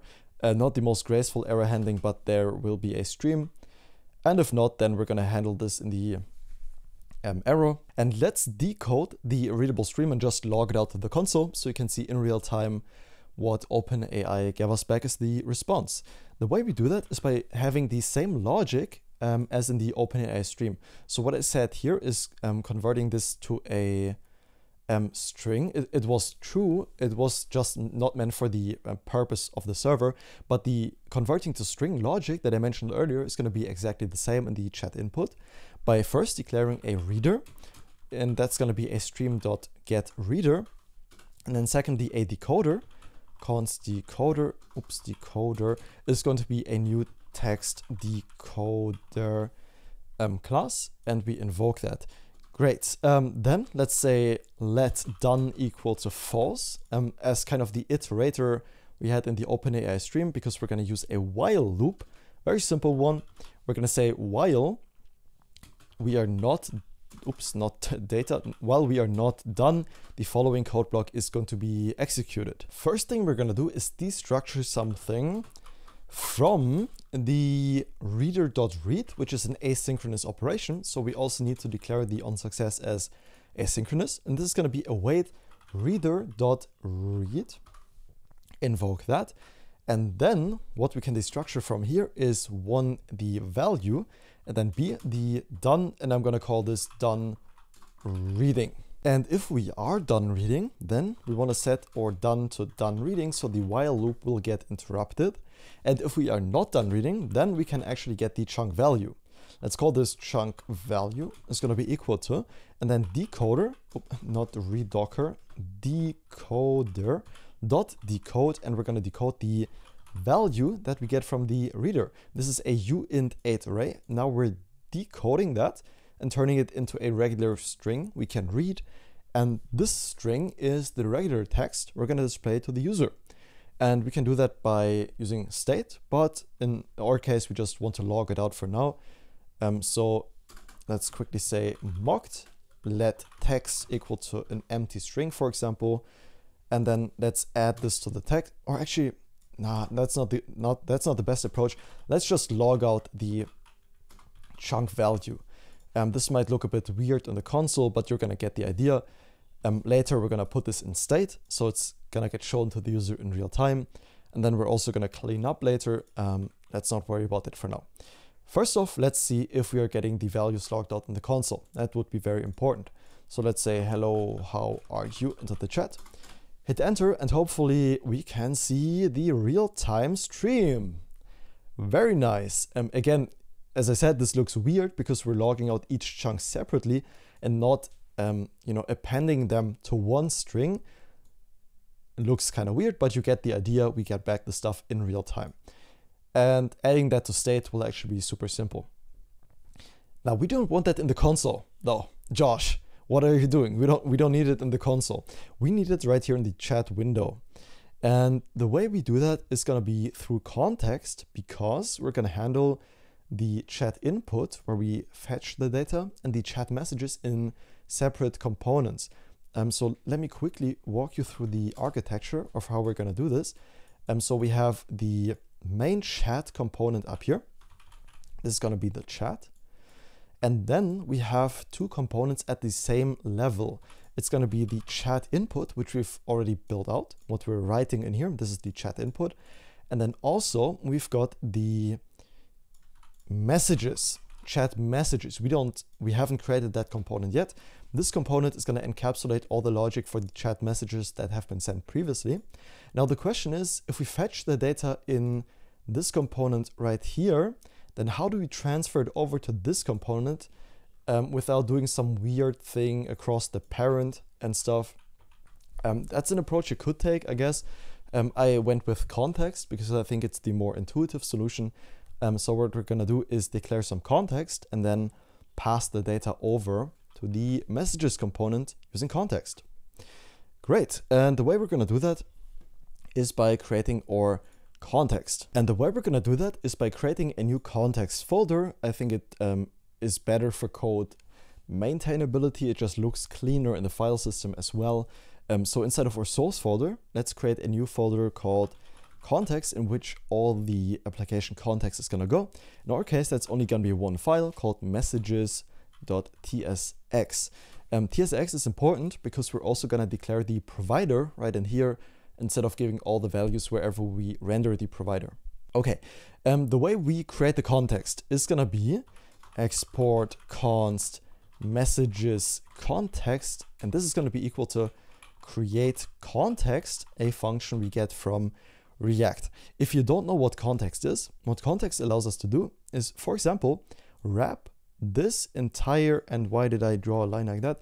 Wrap this entire thing in a context. That's what the red line should indicate. And then each of these components in here has access to which values are in the context. So if the context was const name is going to be equal to John, for example, then if we wanted to, the chat could access the name, the input could access the name, and the messages could also do the same without having props being passed around, because the const name John is being encapsulated in the context that's wrapping all of them. So we avoid prop drilling, and that's what context is good for in React. And let's declare our context, but if you're in TypeScript, by the way, we also need to declare the type of the context that's about to ensue. If you're not in TypeScript, this is going to be even easier for you, but I am. So what we're doing right here is defining the type of the context inline. That's why we have these angled brackets, I think they're called, with curly braces inside. This is where we're going to define the type. And then this is the actual context you would also need with JavaScript. As for the type, we're gonna have 6 properties inside of our context. First one is gonna be messages, and this is gonna be of type message that we get from our validators array. Again, the reason we're doing this is so all components that wrap by this context as F have access to the messages and can manipulate the messages as well, as you're gonna see right now. We want an isMessage updating to show a loading state for the user if it is, and what the message updating means is that when we are putting stuff in that we got back from the OpenAI response. So for example, the message would be updating while OpenAI is writing this stuff. This is while the message is updating. We're gonna create the message and then add to it as we get the chunks in, right? That's how we're gonna display the message, and that's what this updating property is for. Let me open up my guideline here on the right side. Then we want an add message. This is what we're gonna do to push the message from OpenAI into the chat and also the user messages. This takes a message as the argument that is going to be of message type, and it's going to return nothing, so void. Then we want to remove a message in case anything goes wrong, because we're going to update the UI optimistically, which means we're going to assume everything goes right and put the message, once the user sends it, right into state. So when I send a message right here, it's going to be put right into the message state. But if anything goes wrong, then we can remove it again. This is better for user experience instead of loading all the time and then just putting the message in while it's actually being sent, because nowadays users kind of expect optimistic updates. This takes an ID of string and also returns void. Then we want to update the message. It's also going to be a function that takes an ID of string and also a callback function, an update function that receives, a previous text of type string, and then it also returns a string, and the function in general is going to return just nothing. The update function, so this is how it's going to go. When we first get back the initial response from OpenAI that doesn't contain a string answer yet, we just know there is an answer. We're going to add that to the messages. If anything goes wrong, we can remove the message. And while we are getting the data from OpenAI, we're going to update the message to show the data that we get back inside of that message. And then we're also going to have a set isMessage updating, last property, set isMessage updating to show a loading state to the user. You know, if this Boolean is true, the loading state is going to be shown. And to set that value, we need this function right here. And this is going to take an isUpdating of type Boolean, isUpdating of type Boolean, and return void. Great, and now we get really nice intelligence right here in our actual context.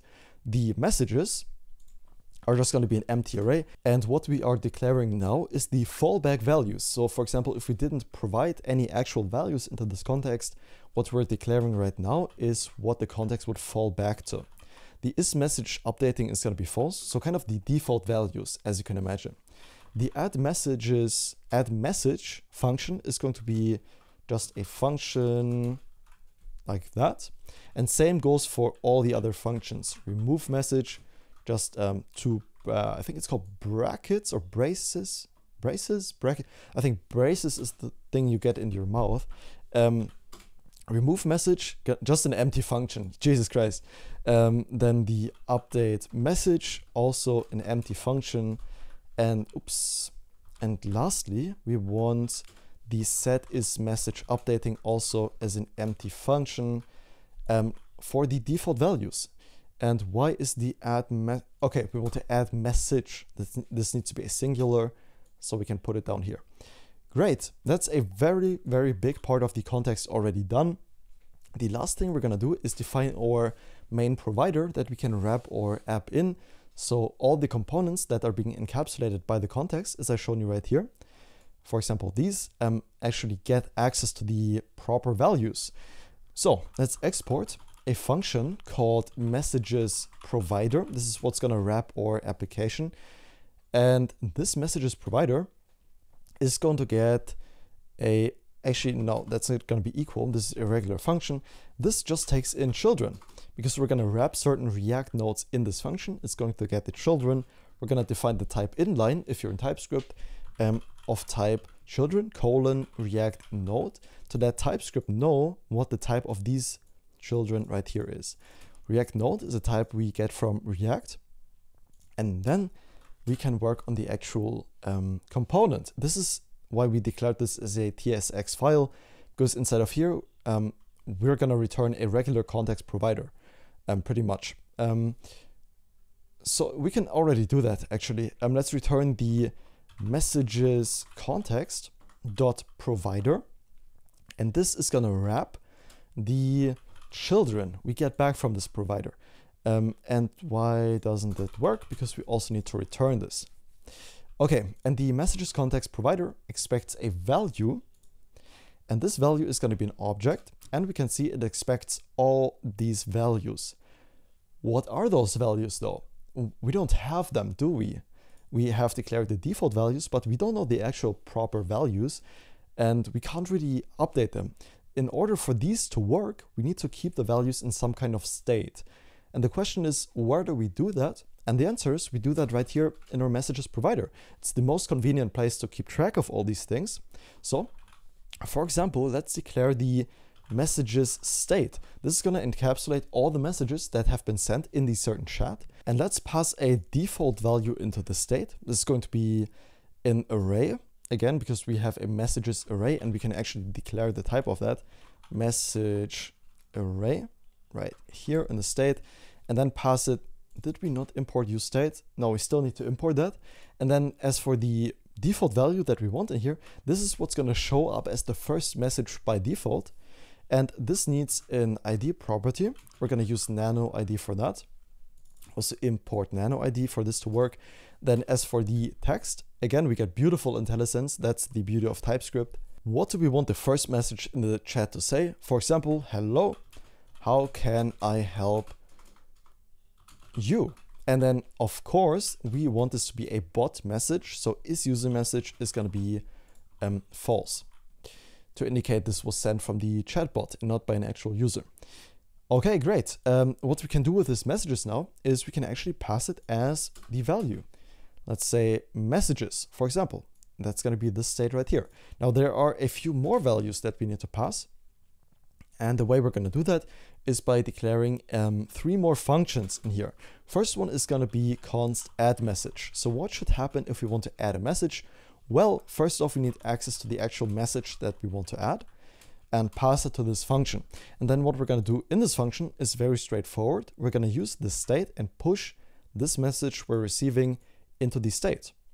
The way we can do that is by saying set messages and now get access to whatever the state was previously as the first parameter, I think it's called, and then return an array that has all the previous chat messages and also the message that we just got into this function. Now we can actually pass this to the provider as well and separate it by a comma. Then for the remove message, it's going to be very similar. We're going to say const remove message. And now we need access to the ID of the message that we want to remove. This is going to be an arrow function as well. And what we're going to do is, again, update the messages state. We can do that by saying set messages, get access to whatever it was previously, and then return directly a previous.filter, a regular JavaScript array method we can use. We get access to each message we're filtering over, and then we can check if the message, no, that's not what I want to do. If the message.id is not equal to the ID that we passed into this function, and thereby filtering out the message that we want to remove and setting the state to the filtered version. Great. We can also pass that into the value. And then one last thing we also need to do is the update message function. Let's work on that. Const update message is going to take in an ID of string and also a callback function. I decided to call this update fn for update function. This takes a previous text that is a string and it returns a string. And the reason I decided to go with a callback function to pass it the previous text is because then we can actually push the answer that we get back from OpenAI into an existing string instead of having it separated out into each chunk we get back, right? So this would be one string in the end that contains all the words in sequential order. You know, just as it should be. Nobody wants all messages chunked out like that. Okay, and this update message is also going to set the messages state, receive what we have previously, and then we're going to, oh, and this needs to be an arrow function. There we go. Okay, what we're going to do inside of these set messages is we're going to map over all the messages first. So we're going to say prev.map, and then for each message we're mapping over, we are going to invoke the following code block. First, if the message.id is triple equal to the ID that we're passing into, then we want to update this specific message. Very important. So we're going to say return. So the return value is what is going to end up as the actual state. This is going to be put into state. And this is going to be all the message properties that we previously had. Just the text is going to be updated, and this is going to be update fm. We're going to invoke the callback function we passed into here with the message.text, which means we get access to it similar like a state setter wherever we call the update message, which is very handy. And then in the other case, if this is not a message we want to update, we are just going to return the message as is. And now we can pass the update message function into our value and are almost done. Because now if we take a look at what's still missing, it's only two properties. It's the isMessageUpdating and setIsMessageUpdating. And how we're going to keep track of that is in a very simple set state, not set state, in a very simple state, by saying isMessageUpdating and then subsequently setIsMessageUpdating. This is going to be of type Boolean, only if you're in TypeScript again, and by default we want this state to be false. Great. What we can do now is pass both of these into the value. We can say isMessageUpdating and setIsMessageUpdating to set it anywhere, and that's giving us an error. SetIsMessages, you mean setIsMessageUpdating. So I did a little typo. Updating. Did I misspell the... I misspelled the state. Okay, let's redo that. State is message updating. Boolean false. Great, that's our state, and the updating is message update. And I think I also misspelled it up here. Updating. Oh, Jesus. I misspelled it everywhere. That's horrible. There we go. Finally. Okay, we got rid of the arrow. Let's move it up here just for stylistic purposes. And we've got the context done. Great work. Very, very nice. And now we can actually get started in the messages component. And that will be the last step of the build. So now we get a real-time response back from OpenAI. We verify that. Now what we can do with the context is share the state we get back from OpenAI into the messages that we display in the chat window.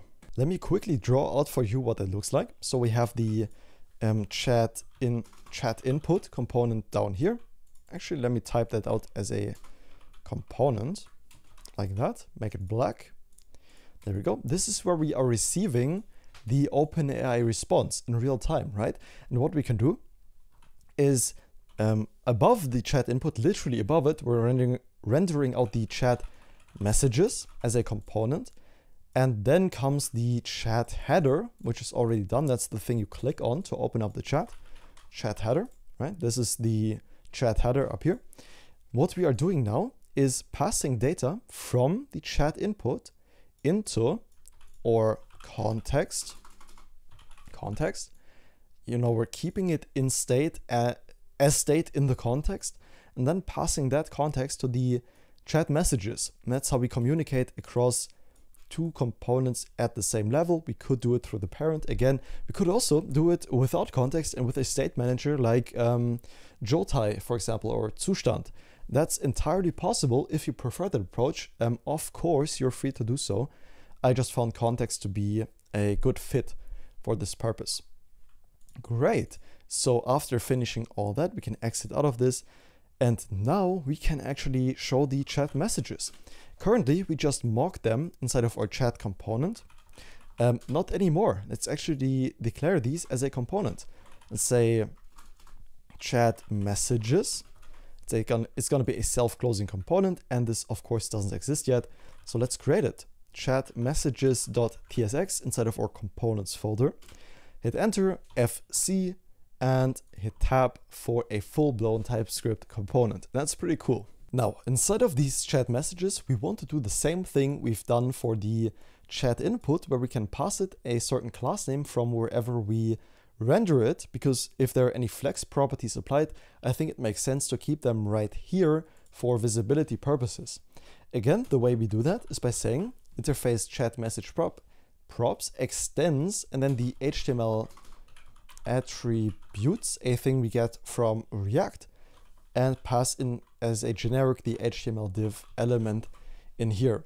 And what that allows us to do is pass any prop that a normal div would take, receive that in here. We can destructure the class name right away, and then receive all the other props in here and pass them right on to this div, and also combine the class name. We're gonna do that in a second though, because the class name is gonna be a bit longer.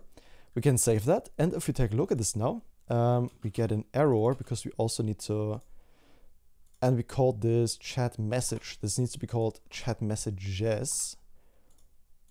There we go, and change the file name as well, ChatMessages. That's better. And now let's try importing this component right here. And what we can see now is we can pass it all the properties a regular div will take. For example, the class name. And what we want to pass as the class name is a padding x of 2, a padding y of 3, and a flex of 1. This is what I meant with the flex properties on the same level as the div that has the flex. I just think it's easier to see and debug styling if you're following this approach instead of having the flex declared at the very top level of this div. Of course, the result would be the same, but I think it's just a bit easier for you as a developer to do it this way. At least that's my approach. Okay, then inside of here, we want to get access to the messages from the context, and we get access to these by destructuring them, saying const messages is going to be equal to, and now to subscribe to the context, we can use the use context hook that React provides us. We can import that from React and then pass it the messages context from @context/messages. Now, because we're using a hook here, this means we need to declare this as a client component, because server components do not have access to hooks. And by default, this is a server component, so we need to opt out of that behavior and declare this as a client component for client-side functionalities like the use context. And then this is what I meant earlier with the inverse messages.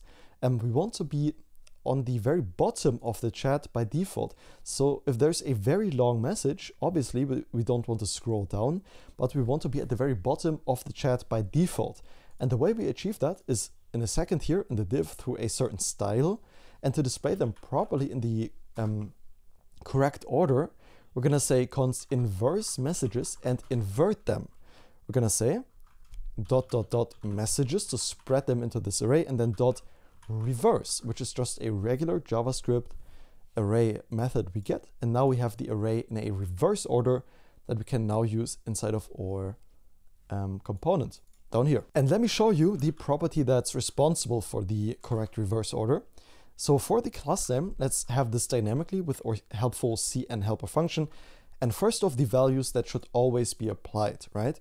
This is going to be flex. And now comes the interesting thing. What I meant, it's the flex call reverse. It means the entire column is reversed. The first message is at the very bottom and the other way around. But what it also does is we are at the bottom of the chat now by default. So if there are a lot of messages, we don't need to scroll down. But instead, if we wanted to see the above messages, we would need to scroll up to see them, which is the desired chat behavior, which we're achieving through this, and then also inversing the messages, because this also reverts the messages. So we're kind of twice reversing them, so they're back in the correct order, and we get the desired behavior we want. Let's apply a gap of 3, an overflow y of auto to enable a scroll bar, and then some custom scroll bar styles. This is going to be scroll bar -thumb -blue, a scroll bar dash thumb dash rounded, a scroll bar dash track dash blue dash lighter to apply a custom light blue color to the scroll bar. We want a scroll bar dash W dash 2 for a little width. And then lastly, a scrolling dash touch. It's all the classes we're going to apply to that. And then we can also merge this with the class name we have passed into the component up here. For example, the flex1 we have declared in the overlying chat component. We can do that by just saying a comma and then the class name we receive in this component. So we're merging them together and appending the class names we have passed into it from here with these class names together. Okay, first off, let's put a div in here that's going to fill all the remaining space of an empty chat. So if there's only one message, it's going to show up at the very top instead of at the very bottom, which it would by default, but it just looks kind of bad. So let's put a div in here with a class name of flex1 and flexgrow. It's going to take up all that space if it's available. And then let's map over the inverse messages. Inverse messages.map. And for each message, we're going to execute a code block first. And actually, we don't need to do that. I just saw I did it in my project. We don't need to do that though. We can directly return some HTML by having some normal brackets here. Inside of here, we're going to put a div with a key. And that's to a composite key of a template string. First, it's going to be the message.id. And then, actually, no, let's not do that. Let's just leave it at the message ID that's already unique. Message.id. And that's totally fine. No need to do a composite key. Just the message ID is unique. That works. And then as a class name, let's have chat-message. This class name does not have any styles applied to it. But it is cool for debugging purposes. If you're in the browser window, you know exactly where the chat message begins. So I like to do that. You could also do this as the ID to not confuse this with your Tailwind styles, but this works really well for me. Okay, inside of here, let's put one more div with a class name of, and this is going to be dynamic. So let's have some curly braces in here with a CN and invoke that. The class name we're always going to pass is flex and items-end.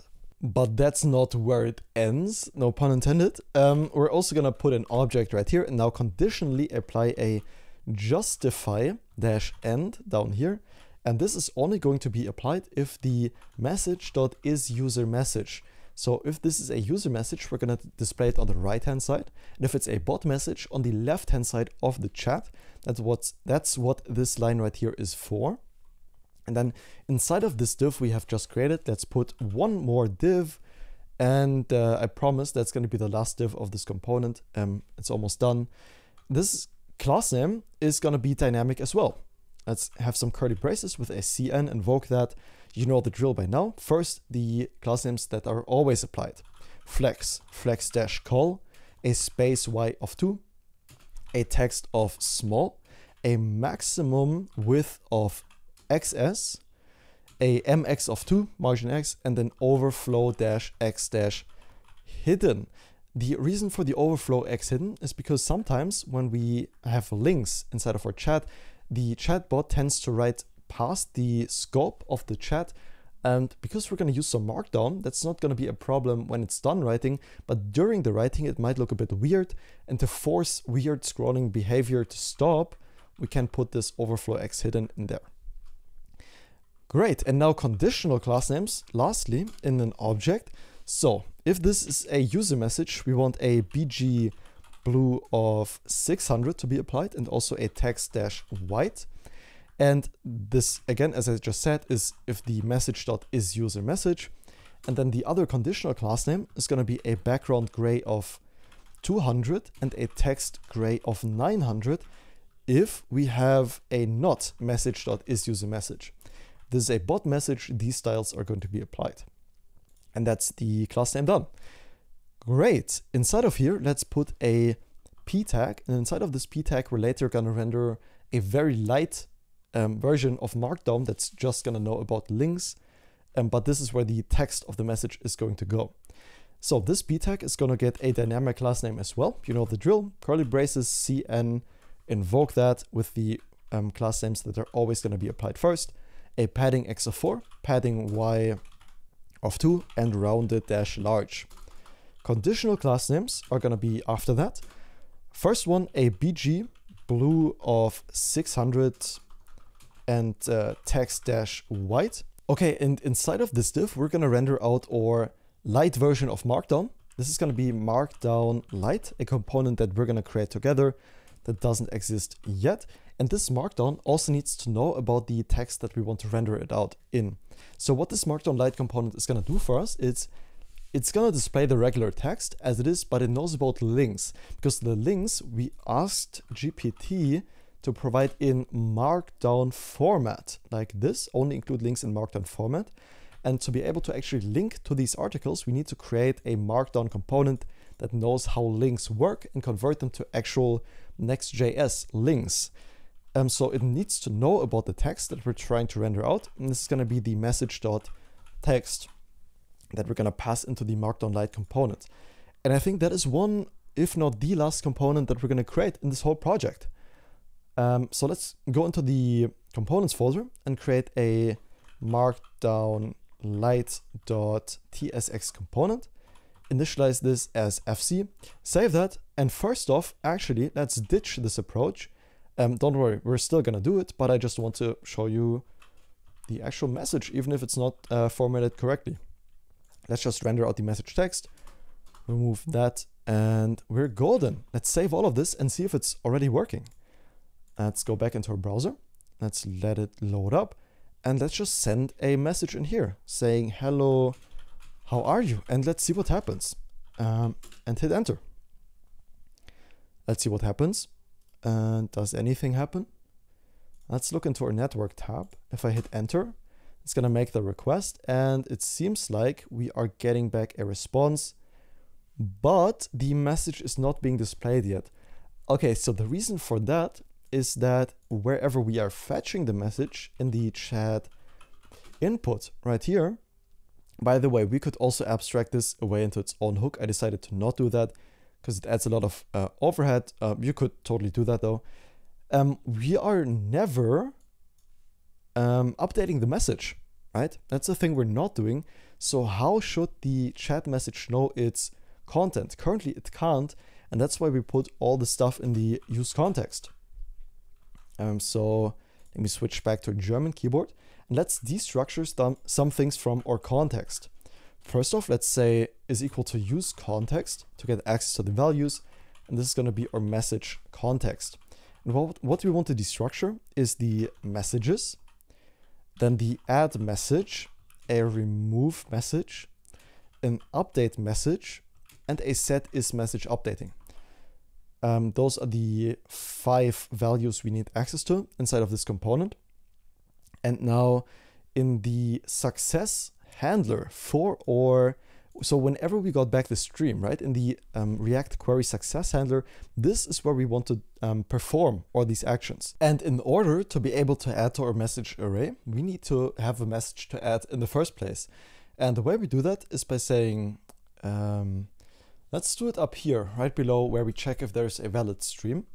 For example, let's say const id is equal to nano id, invoke that, and then let's construct our message. So let's say const response message is going to be equal to, and this is going to be of type message. We already know the type, so we can enforce it right here. For some additional type safety, this needs to take an ID property we have just created. Then it takes an isUserMessage, and this is going to be false. And then it's going to take a text, which is just an empty string. So we know this is a bot answer. We know there's going to be an empty string because we have just created the stream and the content of the stream is still going to be empty. And we're going to add to this message later. That's why we have the update message up here. So first thing we're going to do is add the message. Add message to our context state by saying add message response message. And then we also want to set is message updating to true to display a loading state to the user for a better user experience. And then inside of this while loop, remember, we get access to the current value. And this is where the, let's go back into our context. This is where the callback update function is going to come in super handy, because we can treat it just like a regular state update. We can say update message. So we are updating the last message that was put into the state, or not necessarily the last, but the one with the ID we have created up here with a nano ID. We're updating that specific message. And now we can treat it just like state. We get access to the previous value and can update it to previous plus the chunk value, which is going to construct one coherent string together instead of just having all the chunks separately as we previously had right here in the console. That's not how we want to display it to the user. Then let's clean up. We're almost done. Let's clean up by saying set is message updating to false. Then also let's set the input to an empty string. Because everything went well, we know the message has been submitted, and now we can clear the chat input field. And then let's refocus the text area so the user can type a new message right away. Now we can't focus the text area as is. What we need for that is a ref, and we can pass a ref into this text area auto size, and let's call it a text area ref. Now this ref doesn't exist yet, so we need to create it at the very top of our file. Let's say const text area ref, and this is going to be equal to a useRef, a hook we get from React. If you don't know what useRef is, it grants us access to a certain DOM node, and that we can then access programmatically with the text area ref. So for example, we can then focus it. This is going to be null by default, so we need to include null in our type, but then it's going to be an HTML text area element that we can then focus via this ref, because now we have access to the DOM node. And we can do that in a set timeout. If you want to do it directly, it doesn't really work. At least it doesn't for me. That's why I decided to wrap this in a set timeout. We can say text area ref.current. This is the actual DOM node, like the text area element. And then we can say .focus and invoke that. Remember the optional chaining, because when the component hasn't fully rendered yet, then the DOM node in the ref is not going to be accessible just yet. And then let's give it a very small timeout of like 10 milliseconds, I think it is. Users won't notice it, but again, if I try to do it directly, that didn't work. Great, let's save that and see what happens. Let's go back into our input field and say, hello, how are you? Let's see what happens. I hit enter, and now we still want to display a loading state. And it seems like we are not seeing the message, but it did go through successfully because our message disappeared. Interesting, so it's not showing the message, neither is it showing the original message of hello, how can I help you? That's interesting. Oh, and I figured out why. It's because we have never provided our context. So it will always fall back to these values right here. So we're mapping over an empty array in our chat messages. That's why no message shows up. And that's exactly what I said earlier. If we forget to provide this to our application, it's going to fall back to the default values right here. So what we need to do is go inside of our providers, and we can already copy the messages provider right here and provide our entire application with it. The way we do that is by wrapping our children inside of the messages provider that we still need to import from our context. And now let's see if it actually works. Let's restart our app. And now we can see the initial message. That's great. Let's say, hello, I wanna buy a book.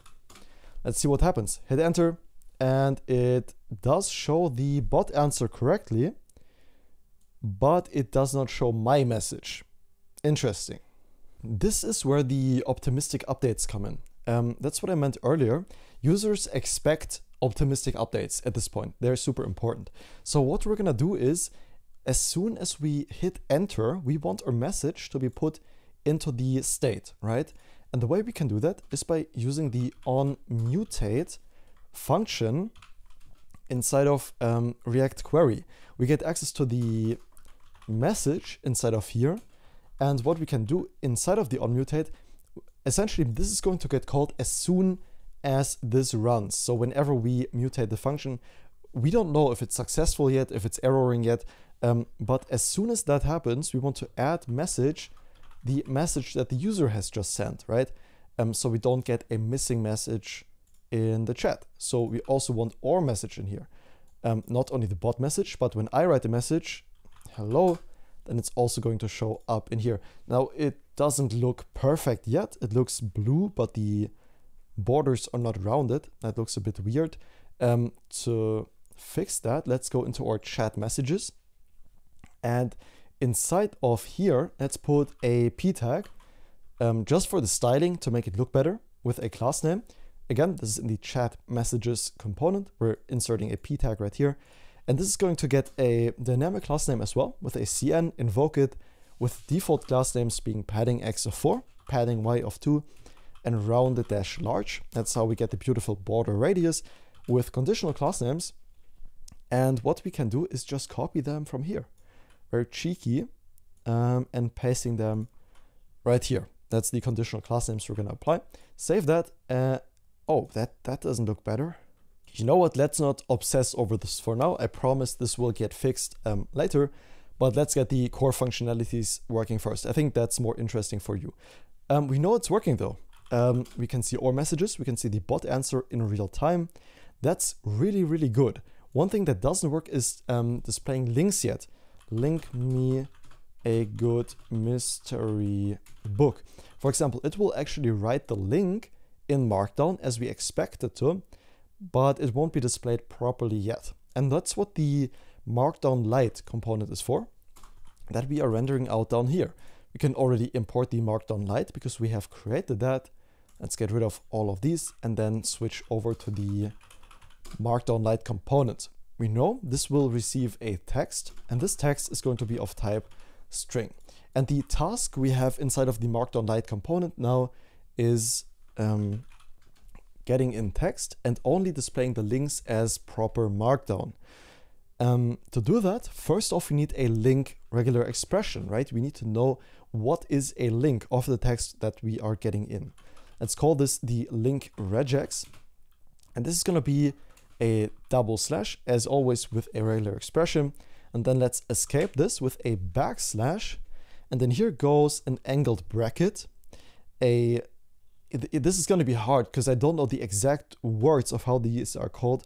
Like a smooth bracket, or I think it's called parenthesis, I'm pretty sure.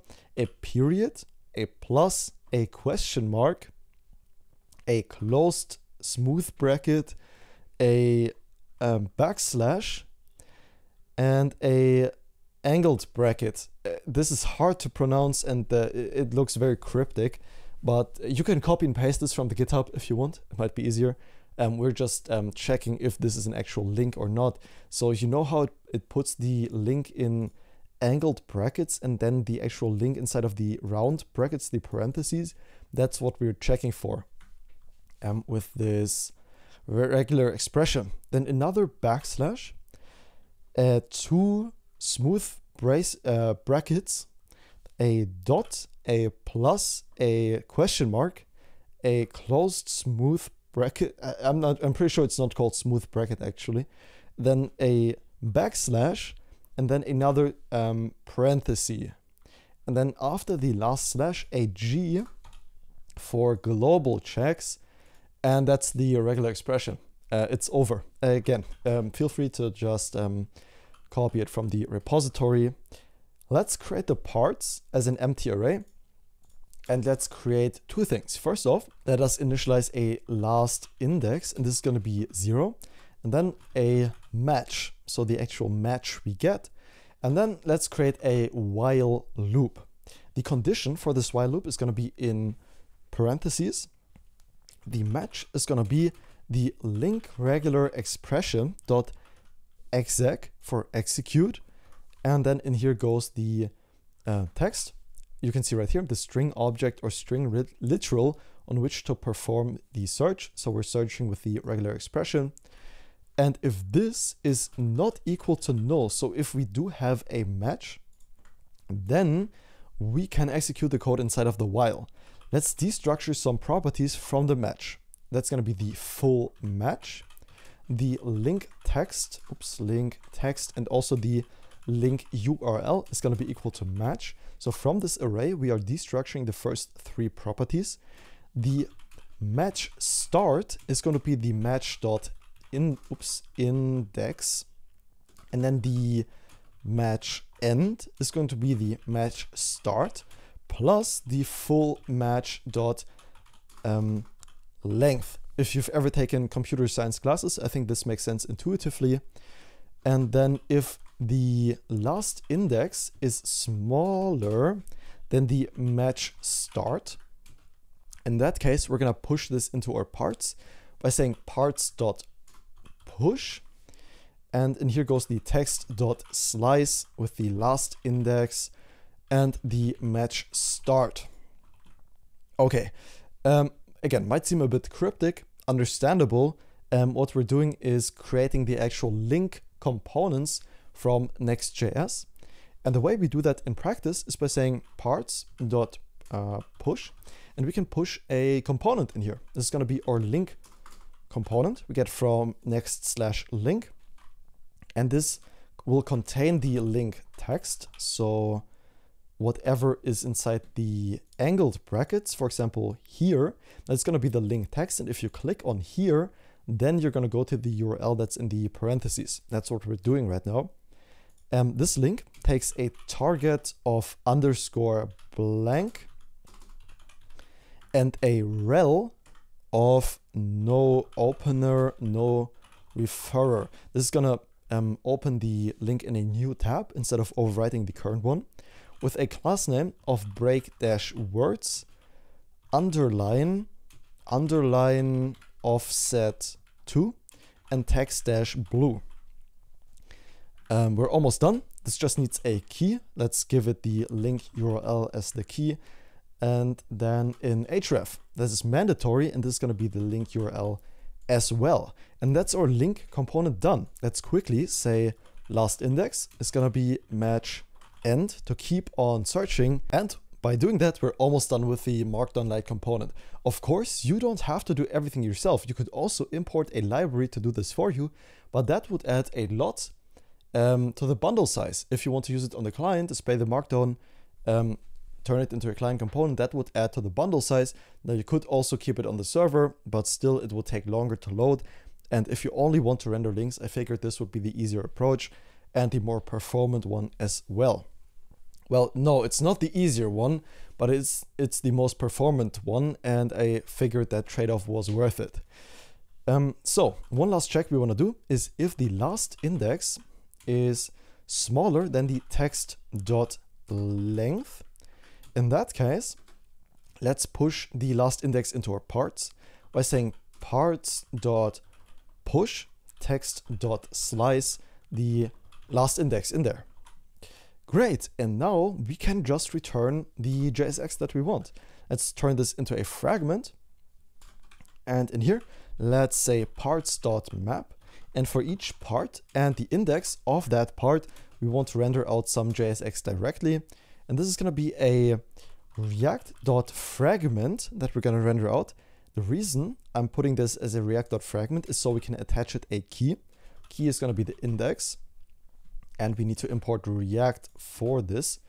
It seems like, let's say, import React and the FC type from React. That makes us able to use the react.fragment.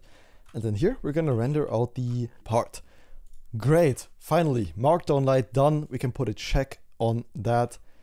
Save this and go back into our chat component. Really, really good. Okay, let me check why this still looks off. This is not how it should look like. Give me a hot second. I'm gonna I'm gonna look at the CSS and see why this looks so weird. Oh, I think I found it. It's because we didn't wrap the Markdown Lite inside of this p tag, but instead, until now it was self-closing. That's not how it should be. Let's instead wrap the Markdown Lite inside of that p tag and take a look at what changed. And that does look better, but it's not rounded yet. Oh, I think I found it. This is not correct. This shouldn't be applied to the div. Instead, the conditionals should be order-1 and items-end for the div if it's a user message, and also order-to and items-start if this is not a user message. Let's save that and take a look at the messages, and they look better. Great, really cool. So let's say I'm interested in a fantasy book. Hit enter, and that looks really good. We're almost done. Great. One thing that doesn't work yet is that the message field is not disabled yet, and there is currently no loading indicator that the message is loading. That will be the last thing we're gonna fix, and then we are completely done with this build.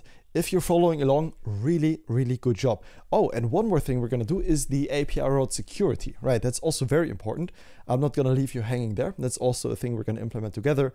And don't worry, because very important, if you're gonna allow users access to something like ChatGPT, which costs you money, you definitely want to consider securing your API route and rate limiting them, so there's not some random dude that can just bankrupt you by spamming your API endpoint.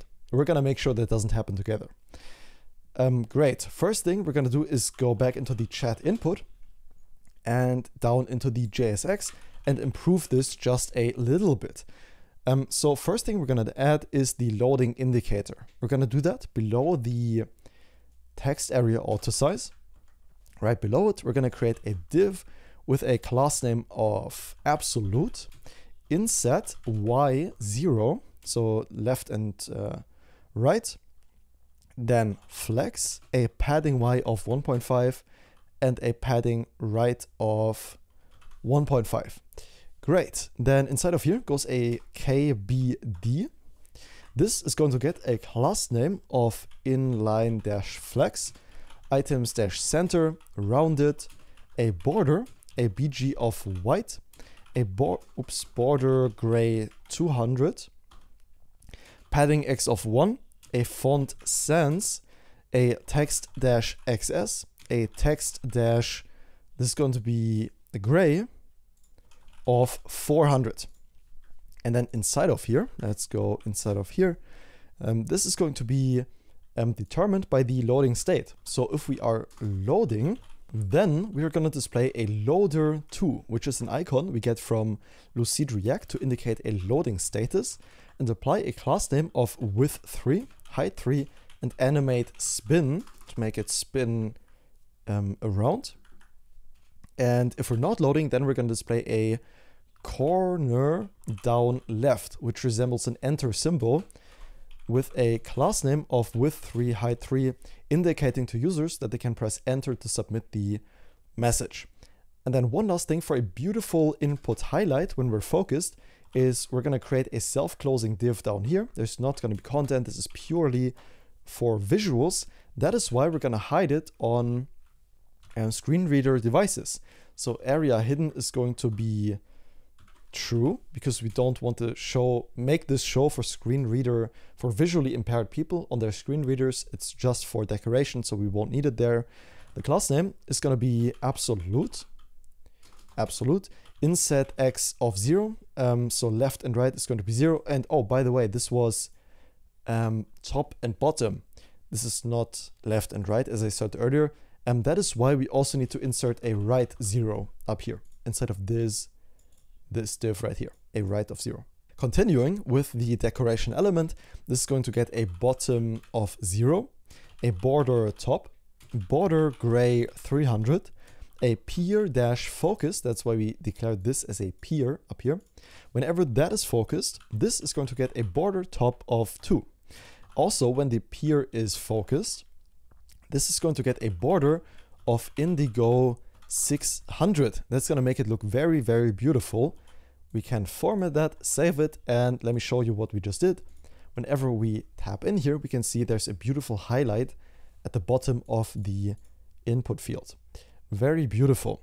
And one thing we also want to do is disable the input field if we are in a loading state, if the readable stream is being generated. And the way we do that is by going into our text area auto size and saying disabled is equal to is loading. So whenever the is loading property is true, that is managed by React query, then the text area will be disabled. Beautiful. Let's try it out. Let's save that, go into our chat field. Let's reload everything for, so everything is up to date. And let's type a message in here. I'm interested in mystery books for my brother, for example. Let's hit enter. There's a beautiful loading indicator. The message is right there, and that works perfectly. Super, super cool. If we click on the link, we get to the correct page. Awesome job. Really, really good job, dude. If you're following along, awesome, awesome job. There are a few tweaks here and there that we still want to do, but it's we're like 90%, 95% done with the build. So we still want to do the API route protection, very important. And one quick thing, if there are a lot of messages in here, please elaborate. I'm trying to get GPT to fill this. You can see there is the scroll bar here. It doesn't look bad. We can make it look better though. You know, it's not horrible, but it doesn't look good either. It's just the default scroll bar. That's not ideal. So let's go into our globals.css because we've already applied all the styles that we need. Oh, by the way, while we are already in the chat input, let's do one very quick thing, and that is error handling. If anything should go wrong during the fetching stage of the stream, we can handle that gracefully in the onError. And we get access to the error, the variables, and the context. We won't need the context. We won't need the error either. But we do want to notify the user that something has not worked.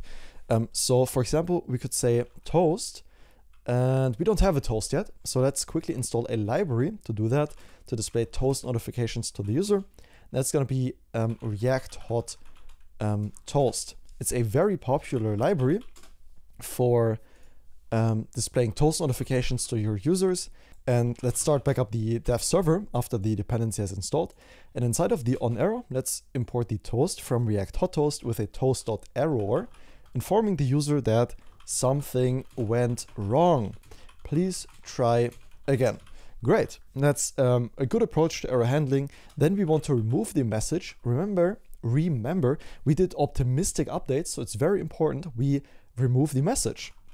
Otherwise, the user is going to think it actually went through when in reality it didn't. And we can receive the message right here as the second parameter. And then let's focus the text area ref.current once again, so the user can just hit enter again, and that's going to send their message again. Okay, let's mock out an error. Actually, let's go into a route.ts and just throw an error randomly. Let's throw a new error. I don't know. That's gonna make the chat input error, and let's see what happens. Thank you. I'm gonna hit enter. It's gonna error here in a second. And a reason why I think the onError did not get called, actually let's verify this, but I'm suspecting the onError did not get called, because there's one thing we're still missing. Let's write thank you once again. And the onError is not actually called correctly. That's why the error is not being handled properly. So what we want to do is up here in the fetching function, let's check if the response is okay. And if it's not, response.okay, then we're gonna throw a new error, which is gonna put us into the error handling block. So let's try this again. Thank you. And now hopefully the error will be handled accordingly, and it did not. Okay, and that worked. I just had to restart the server. Sometimes that helps. So this does work correctly. I was very sure this would, but it just didn't in the hot reload. But if you restart the app, it works perfectly as expected. Great, so when we send a message now, thank you, and it does not go through correctly, it's being removed again and put back into the state. So all we need to do is repress enter. That is the best possible user experience I could imagine in this case, and a very, very graceful way to handle errors. Very good. So now we are handling the error correctly. We can remove the artificial error we are throwing inside of our route.ts we used to verify that we are correctly handling the error. And now let's quickly work on the scroll bar styling. It's just going to take a minute, and it's going to make the scroll bar look better. Let's go into our globals.css, And first off is going to be the scroll bar dash w dash 2 colon colon WebKit dash scroll bar, and this needs to be dash WebKit dash scroll bar.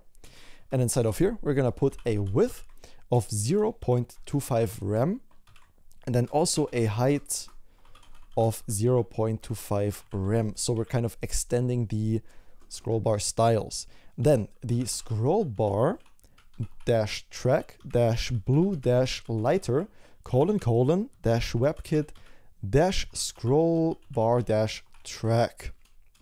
Inside of here, we want to set a dash dash bg dash opacity of 1, a background dash color of a hashtag, a hex value in quotes, hashtag F7 FAFC, it's a light gray, and then a background dash color of RGBA, and this is going to take a 247, a 250, 252, and a variable of dash dash bg dash opacity that we have declared right here.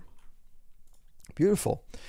Okay, then next up, the scroll bar thumb blue dash scroll bar dash thumb dash blue colon colon dash WebKit dash scroll bar dash thumb. And inside of here, we're going to pass a dash dash bg opacity of 0.3, a background dash color of RGB, and this is going to be 10, 102, and 194 to resemble a tailwind color. And then let's copy the background color down.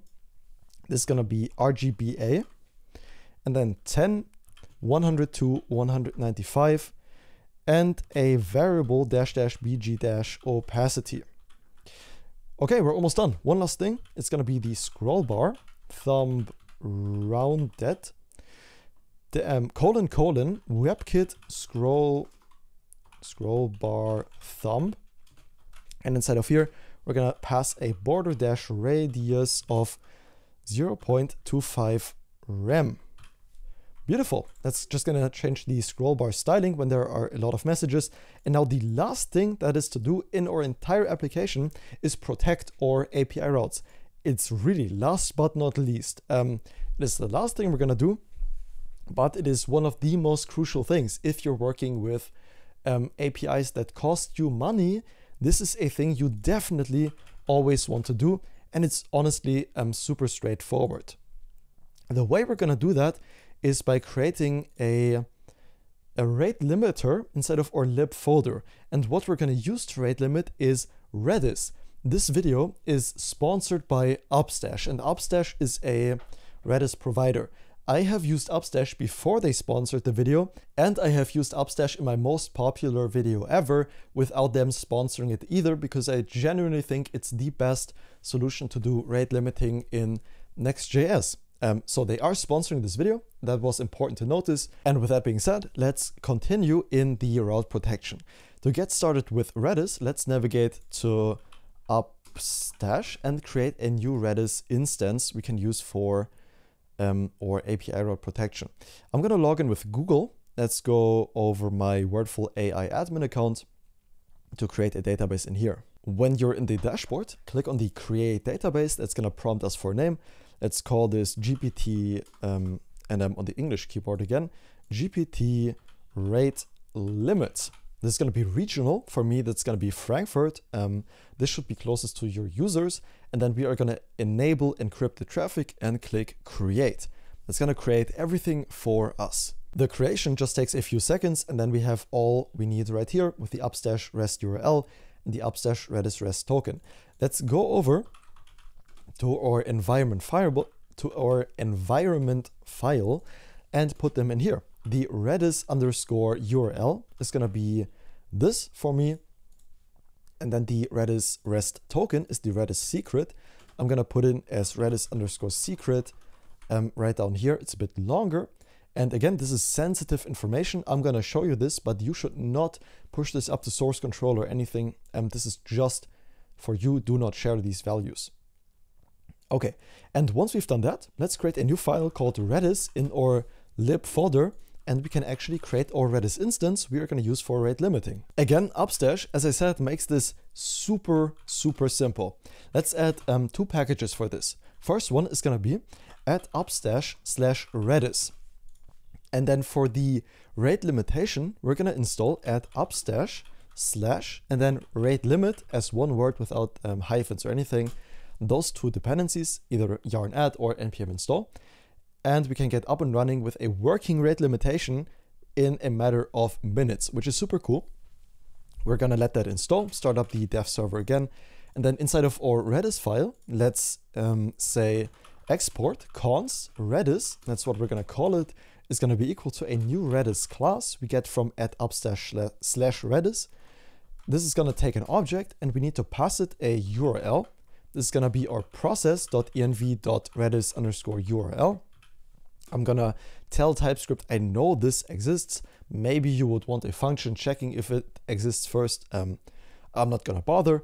And then a token of process.env.redis_secret, also with an exclamation point to tell TypeScript we know this exists. Then let's create a rate limiter. Let's create a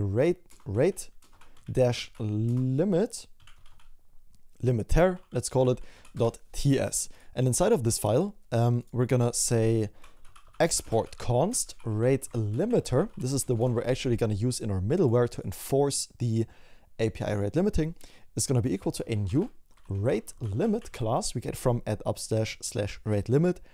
You can't tell me this is super intuitive. And in here, we're gonna pass an object with our Redis instance that we have created. And then also we want a limiter function that is gonna be a algorithm we're gonna use for the rate limiting. In our case, let's say rate limit dot sliding window, which is a certain method we can use. You can see right here how many requests are allowed per window. Combined approach of sliding logs and fixed window. Honestly, I don't know super well what these are, but we can just enforce a certain rate. For example, we want 4 requests per 10 seconds. That's how we can define that. And the Redis import does not seem to be working. So let's say import Redis from ./Redis. That should work. Great. And let's quickly add a prefix. And this is going to be add upstash/rate limit. This is optional. You don't need to put this in. In my comment I've written here for me, it says optional prefix for the keys used in Redis. This is useful if you want to share a Redis instance with other applications and want to avoid key collisions. The default prefix is add upstash/rate limit. So this is the default. I decided to put it in here explicitly. You could leave it away. No problem at all. Great, so we have created the rate limiter, and now all that's left to do is applying it to our middleware that validates each request. And we can do that by creating a middleware.ts at the same level as our app directory. So in the source folder, let's call it middleware.ts. It's important that you name it that because that is enforced by NextJS. And from here, we're going to export a async function middleware. This takes in a request, a next request if you're in TypeScript. And then first off, we need to determine the IP that is making the request. And we have access to the IP by saying rec.ip. Or if that is null or undefined, let's type this out or hard code this as 127.0.0.1 or localhost, because we are making the request if there is no IP present. Then let's actually rate limit the API calls. And first off, before we do that, we need to tell the middleware which paths to run on. And we can do that by exporting a const config. Again, this is a name enforced by Next.js. And inside of this config, we can put a matcher. And the matcher is going to make this middleware run on every path that we define in here. In our case, we want to rate limit our API message. And we want any path of that to be rate limited. So we can put a :path star for any subsequent path. We don't care as long as it is the message API. Okay, now for the rate limitation, it's very straightforward. We can destructure in the try block something from the await rate limiter dot limit, and we are limiting by I called it IQ. This needs to be IP, and we are limiting by the IP. What we can destructure are a bunch of properties, but we care about the success property.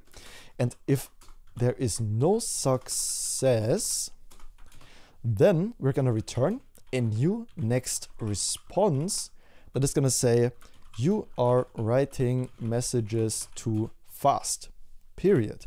And we need to import the next response from next/server. So this is going to be actually written inside of the chat window, which makes for a super cool user experience. And if there is success, then we can return a next response.next, because everything is fine with the request and they are allowed to access our API. And if there's an error anywhere in the process, let's return a new next response. And in here, we're going to say, sorry, something went wrong processing your message. I'm going to close this so you can see this better. Please try again later. Awesome. We can save that, and that is the rate limitation done. How cool is that? That was super, super easy. And just to try this out, let's allow one request per 10 seconds to make this a bit easier to see. Let's restart our BookBuddy app, and the development server might be, no, it's online. Great.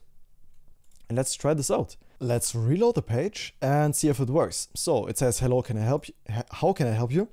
I'm looking for a book. Let's hit enter and let's exceed the limit. Let's just say thanks. And now it says you are writing messages too fast. If I try spamming this with my requests under 10 seconds, I can't. That's the beauty of Upstash rate limiting. It's super cool and enforces security for our backend API routes on any that you want. By the way, in the first try, this didn't work. So I tried debugging, but again, what fixed the issue was restarting the application. So if I say hello and then spam it, it works just fine. So I removed the path for debugging, but it works just fine. So everything is working correctly, and as it should. We successfully secured our ChatGPT API route, so you're not gonna get some incredible bill from ChatGPT because some idiot decided to spam your API routes. Beautiful. We are done. That's all we need to do to get a beautiful and very functional support chat for a bot. There are many ways to extend on this, and I of course encourage you to extend on this, to turn it into your project, something you made and can be very proud of putting on your portfolio, because I think that's genuinely the best way to learn. We mocked out the website content, we finished the chat, it looks beautiful, it's functional, it's secure, very well done. Thank you very much if you'd follow along with the video. I hope you got a lot of value from this. I tried to make it as intuitive and code along friendly as I possibly could, and I really hope you enjoyed this video and have a lot of fun with your chat. Thank you very much for watching. I'll see you in the next one. Have a good one and bye bye.